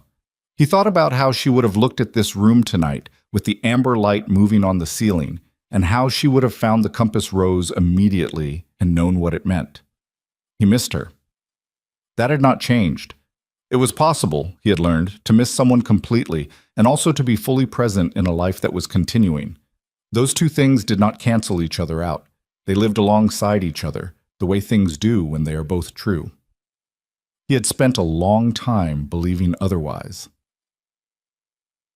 They drove back to Austin the next morning, Vivian and Ethan in her car, and somewhere on the long, flat stretch of highway with the low Texas landscape opening out on both sides, Vivian said, not looking at him, eyes on the road, "I want to ask you something." "Okay." "If I said I wanted more, not more of the project, more of the other thing, the Lily thing, the kitchen table on a Tuesday thing," she paused. "If I said I wanted that to be permanent, not a thing we're trying anymore, but a thing we've decided, would that scare you?" He looked at her profile. The set of her jaw, the particular quality of her attention, even when she was focused on driving. He had learned her in pieces over the months, the way she cleared her throat when she was about to say something she'd been holding for a while. She was clearing her throat now. "It would scare me a little lot," he said honestly. "Everything real is a little scary." "That's a non-answer."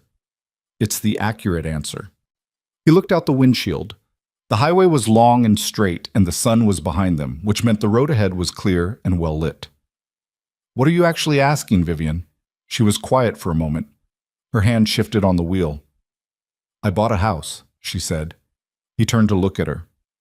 3 months ago," she said. "I've been living in an apartment since I moved to Austin. Corporate lease. Nothing personal about it." She glanced at him briefly and back at the road. "I bought a house in Tarrytown, 4 bedrooms, a yard. The kind of yard that would have a purpose if there were a child who needed somewhere to run." She paused. "I haven't told you because I was waiting to understand why I bought it, whether it was about me or about more than me." He sat with this for a moment. "You bought a house with a yard for a child you didn't have," he said. I bought a house with a yard, she said, because I was tired of living somewhere that didn't mean anything. And because I have a 4-year-old in my life who told me the little soaps are the best part and patted my hand at a kitchen table, and I realized I wanted to know her. She said it directly, the way she said things when they were most true. I wanted to know who she becomes. The highway ran ahead of them, straight and clear. That's, he started. I know it's a lot, she said. I know the math of what I'm describing. I'm not asking you to move in tomorrow. I'm not asking you to make a decision in a car on I-10. She paused.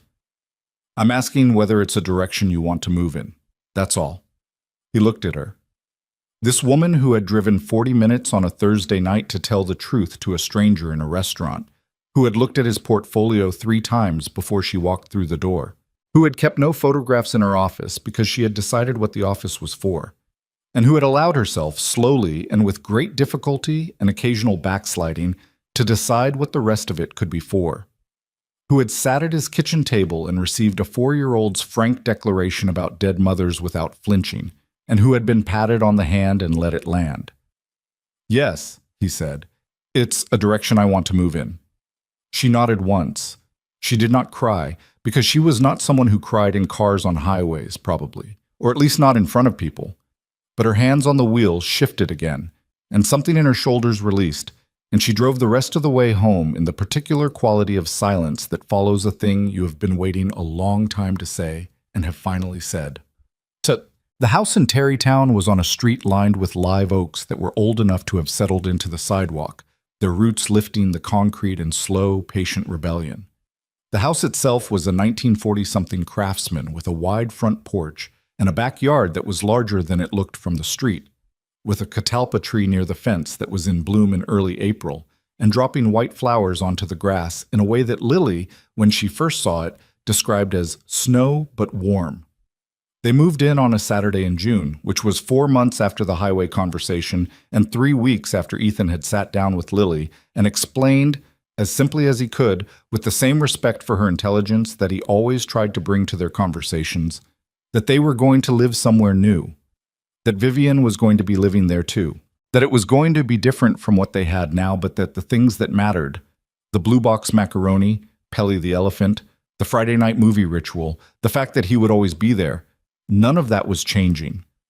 Lily had listened to all of this with the focused attention she brought to new information. Then she had said, "Does Vivian know about the macaroni rule?" He had said he would make sure she was informed. Lily had nodded, satisfied, and asked if she could have the room with the window that looked into the catalpa tree. She could. Moving day was not cinematic. Moving day was boxes and tired arguments about where the couch should go, and Lily getting underfoot in a way that was joyful and also genuinely impeding the movement of furniture, and Vivian, who had presumably managed 100 complex projects, discovering that the logistics of combining 2 households had a particular chaos that did not yield to management. She stood in the middle of the living room at 2 in the afternoon, surrounded by boxes, with a look on her face that was partly overwhelmed and partly something else. Present, Ethan thought, just fully present in the mess of it. Rachel showed up at 4 with food from the barbecue place 2 blocks over and sat on the porch and watched the chaos with the benevolent satisfaction of a person who had been right about something important and was finally allowed to enjoy it. She and Vivian had a careful, mutually respectful relationship that had developed over the months, 2 people who both loved Ethan in different ways and both had opinions and had worked out, gradually, how to share the space around him. "She's good," Rachel had told him a few weeks prior, in the specific tone of a sister who has been watching carefully and has reached a verdict. "She's hard work, but she's good." And then, "She looks at Lily like she's paying attention, not performing it, actually paying attention." But that had meant more to him than almost anything else anyone had said. The house became a home the way homes do. Not on moving day, not all at once, but in accumulation. A hook by the front door where Lily's backpack went every afternoon. Vivian's coffee mug that lived on the left side of the dish rack because that was where she always set it. The photograph Ethan framed and hung in the hallway. A print from Charleston, the compass rose under glass lit from below, that Vivian passed every morning and sometimes stopped to look at for half a second before continuing to the kitchen. The catalpa tree dropped flowers in June and went green through the summer, And Lily spent the better part of August conducting elaborate games in the yard that involved unclear rules and very specific requirements of anyone who wanted to participate, including Vivian, who participated on Lily's terms with the focused adaptability of someone who was learning a new skill and was not too proud to be bad at it initially. There was an afternoon in late August that Ethan kept coming back to afterward. He was at the kitchen table working. The Denver rollout was in final stages. Portland was finally moving. And he could hear the yard through the screen door. Lily's voice giving instructions with the absolute authority of a person who is both director and lead actor and has no patience for improvisation. And then Vivian's voice, lower, responding with the quality of someone who is genuinely listening rather than tolerating. And then Lily's laugh, the bell sound one, the real one, at something Vivian had said or done. He had stopped working. Just stopped and sat and listened to the sound of it. He had not known, when he sat down in Linen and Salt 16 months ago, that this was the shape of what was waiting. He had not known, when he drove home that night with a business card in his pocket, and the particular deflated feeling of a night that had failed in the most visible possible way, that failure was not what had happened.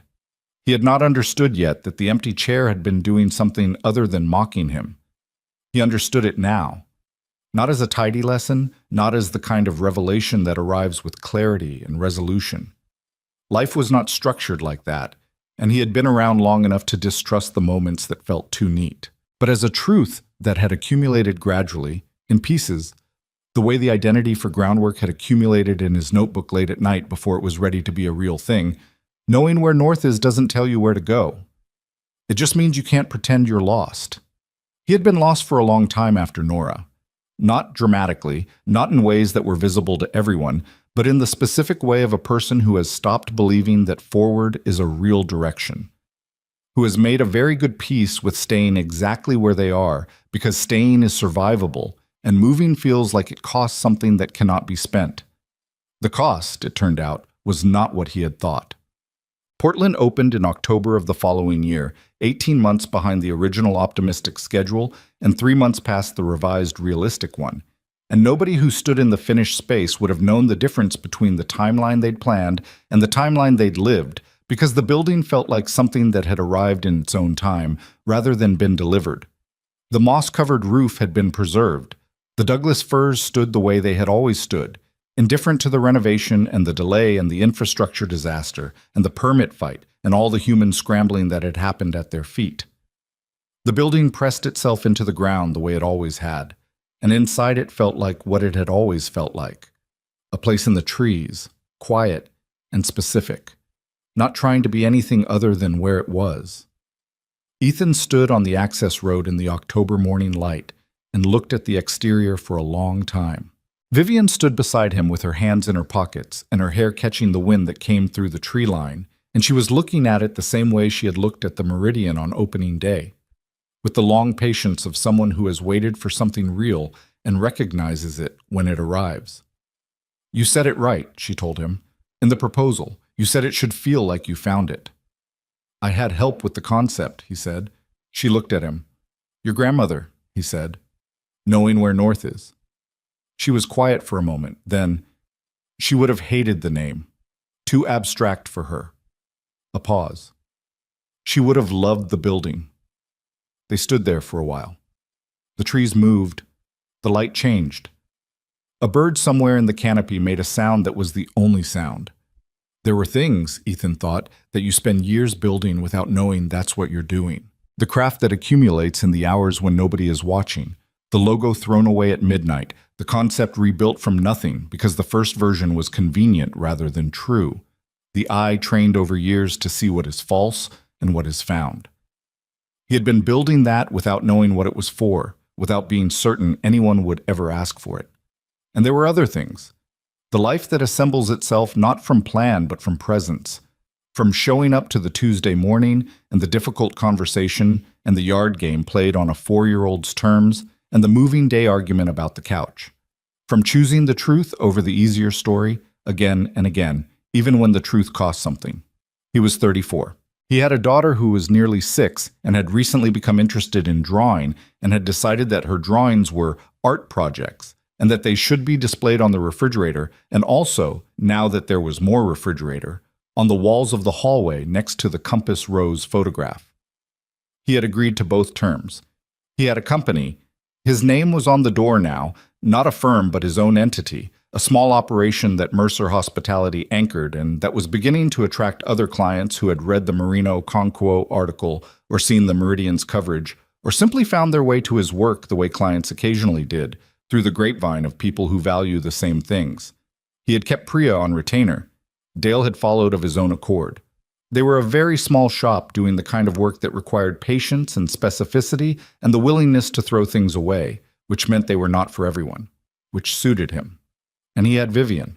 Difficult, brilliant, still bad at the soft parts in ways she was slowly and imperfectly improving, who still went quiet for days without warning, who still answered her phone at dinner sometimes when she shouldn't, who had once rescheduled Lily's school performance viewing for a vendor call and had then felt the weight of that mistake, not because Ethan had said anything, but because Lily had said with devastating simplicity, "It's okay, Vivian, I know you work a lot," and who had come home that evening quieter than usual and had sat on Lily's bed at bedtime and read her an extra 2 chapters without being asked, and had come out of the room with her jaw set and said to Ethan, without preamble, "I'm going to do better at that." He had said, "I know." And she had, not perfectly, not in a line, but in the accumulation of choices that constitute a person trying, which was all he had ever asked, all anyone could reasonably ask of another person who was carrying their own history and their own difficulty and their own hard-earned defenses. She proposed on a Sunday morning in November, the year after the Portland opening, not in a restaurant, not in a moment arranged for an audience. In the kitchen of the Terrytown house at 8:45 in the morning, when Ethan was making pancakes and Lily was at the table drawing something that she described, when asked, as a horse but with better legs, and the radio was on low and the catalpa tree in the yard had gone bare, and November gray, and the kitchen was warm with the smell of butter and batter. Vivian came downstairs later than she usually came downstairs because it was a Sunday, and she had, over the course of 2 years, learned to allow Sundays to be different from weekdays, which was a significant personal development, and she stopped in the kitchen doorway and looked at the two of them. Lily at the table with her crayons, Ethan at the stove with flour on his left forearm from the mixing, the radio, the warmth. She looked at it for a moment the way she had looked at the Meridian on opening night, with the long patience of someone who recognizes a thing she has waited for. She went to the counter. She opened the drawer that held the miscellaneous things, rubber bands, takeout menus, a small flashlight that Lily insisted needed to be accessible at all times, spare keys. She reached to the back of the drawer and came out with a small box that she set on the counter. Ethan turned around from the stove with the spatula in his hand. She looked at him. "I'm not good at speeches," she said. "You know that." "I know." "I'm good at decisions. I make a decision, and I commit to it, and I don't revisit it after the fact." She looked at the box and then at him. "I made this one a while ago. I was waiting for the right time, and then I realized I was doing the thing I do where I manage the moment instead of just being in it." She picked up the box and opened it toward him. A ring, simple, not elaborate, a design that was clean and meant it. "So I'm just being in it." Lily looked up from her drawing. Vivian did not look at her. She looked at Ethan. "Marry me," she said. Not a question, the way she said things when they were most true. He looked at her. This person who had sat down in the empty chair and changed the direction of his life with the absolute unpretentious certainty of someone who has done her research and made her decision. Who had told him she was bad at the soft parts before he found out for himself. Who had 4 photographs of her mother and had finally, after 2 years, put one of them in her office. Small, framed, set on the corner of her desk where she could see it from her chair. Who had bought a house with a yard before she let herself say why. Who had been patted on the hand by a 4-year-old at a kitchen table and had let it change her. The pancakes were going to burn. He turned off the burner. "Yes," he said. Lily, who had been following this with the focused attention of a child who understands that something significant is happening even if the full shape of it is not yet clear, looked at the ring box and then at Vivian and then at Ethan.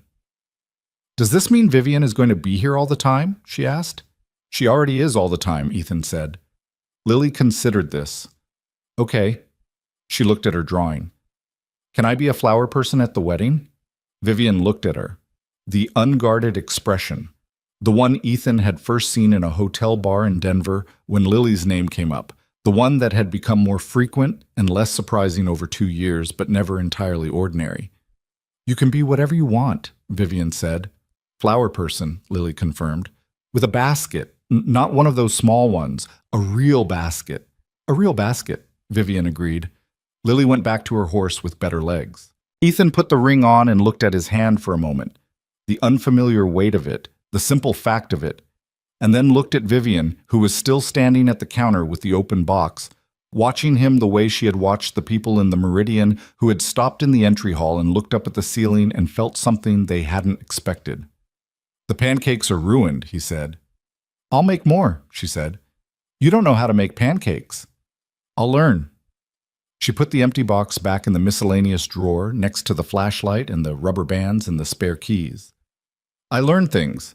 He started the batter over. She stood beside him at the counter and watched him work with the particular focused attention she brought to things she was trying to understand, and Lily narrated her drawing from the table, and the radio played something from a station that nobody had chosen because the radio had been on for so long that it had become part of the room's ambient life. And outside the bare catalpa tree stood patient in its November gray, waiting for spring with the unhurried certainty of something that has done this before and knows the outcome. The wedding was in April when the catalpa would be blooming again, and Lily carried a basket, a real one, not a small one, and dropped white petals on a path that led to a ceremony surrounded by the people who had been present for the pieces of it. Rachel, who had been right and was permitted to say so, and said it warmly and only twice. Priya and Dale, who had been there for the work that was the beginning of everything. Marina Okonkwo, who came as a guest and not a journalist, and who looked at the room with the same quality of seeing she brought to everything. The investor who had wanted to accelerate the Portland timeline and had been told that concrete wasn't flexible, who had ultimately understood that Vivian's instincts were worth following even when they were inconvenient.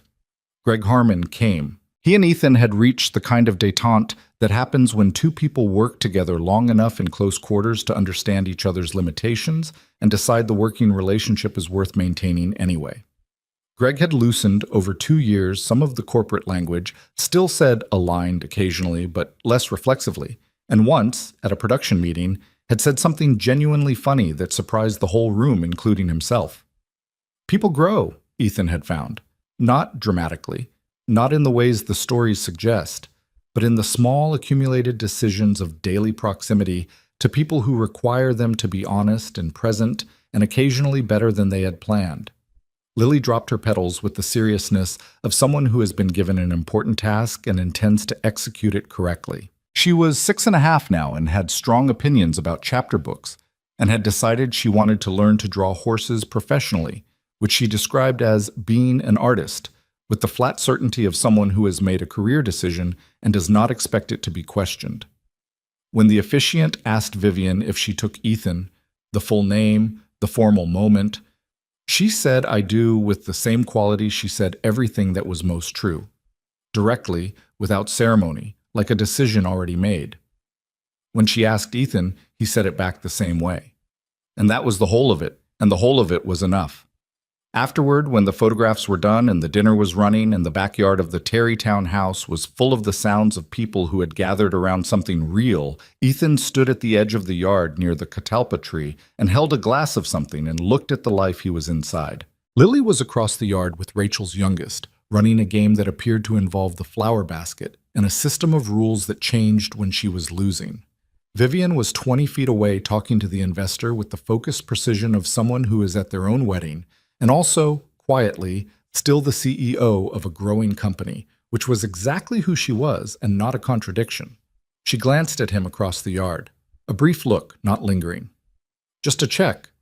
You're there, I'm here, we're both in this. And then back to the conversation. He raised his glass slightly. She turned back without changing her expression, but something at the corner of her mouth moved. He thought about the restaurant on 6th Street, the empty chair, the way the evening had arranged itself, Renee's absence, the long wait, the particular humiliation of being the man everyone had tried not to look at too directly. He thought about reaching for his coat and the chair scraping back, and a stranger sitting down in it with the ease of someone who had already decided where she belonged. He had been waiting for the wrong thing that night. He had thought the empty chair was a failure, evidence that nobody was coming, that the attempt had been wrong from the start, that moving forward was something he was not entitled to. He had sat with that belief for 2 hours and been ready to carry it home. But the chair had not been empty because nobody was coming. It had been empty because the right person wasn't there yet. This is the thing that doesn't fit on a greeting card and doesn't survive being said out loud at most dinner tables, but is true anyway. Loss does not have a schedule. Grief does not honor the timelines you set for it, and neither does whatever comes after. The life you build in the aftermath of losing someone is not a replacement for the life you had. It is a different life, carrying a different weight, asking different things of you. It does not erase what was. It is not required to. You are allowed to grieve and to continue. You're allowed to keep the photographs and fall in love and make more pancakes and get it wrong and try again. You're allowed to want things for yourself even when you're still carrying the missing. Ethan had needed a long time to believe that. He believed it now. Not because the hard things had resolved into ease. They hadn't. They wouldn't.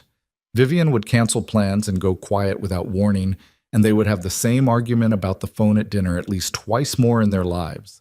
Lily would grow up and become her own full and complicated person with opinions Ethan hadn't anticipated and decisions he would worry about.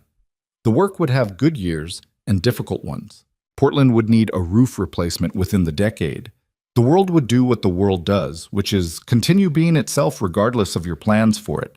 But the center of it was real. The house with the catalpa tree and the compass rose in the hallway and the miscellaneous drawer with the empty ring box that nobody had moved. The kitchen on Sunday mornings, the sound of Lily's laugh in the yard and Vivian's voice answering it. The empty chair had not been waiting for Renee. It had been waiting in the way that the right things wait. Not patiently, not impatiently, just there, present, holding a place for something that had not arrived yet but was already on its way. He finished his drink. He walked back toward the yard, toward the noise and the light, and the accumulated fact of the life he was building, piece by imperfect piece. The catalpa tree dropped a few white flowers onto the grass behind him. Nobody noticed. The flowers fell anyway. That was the whole story.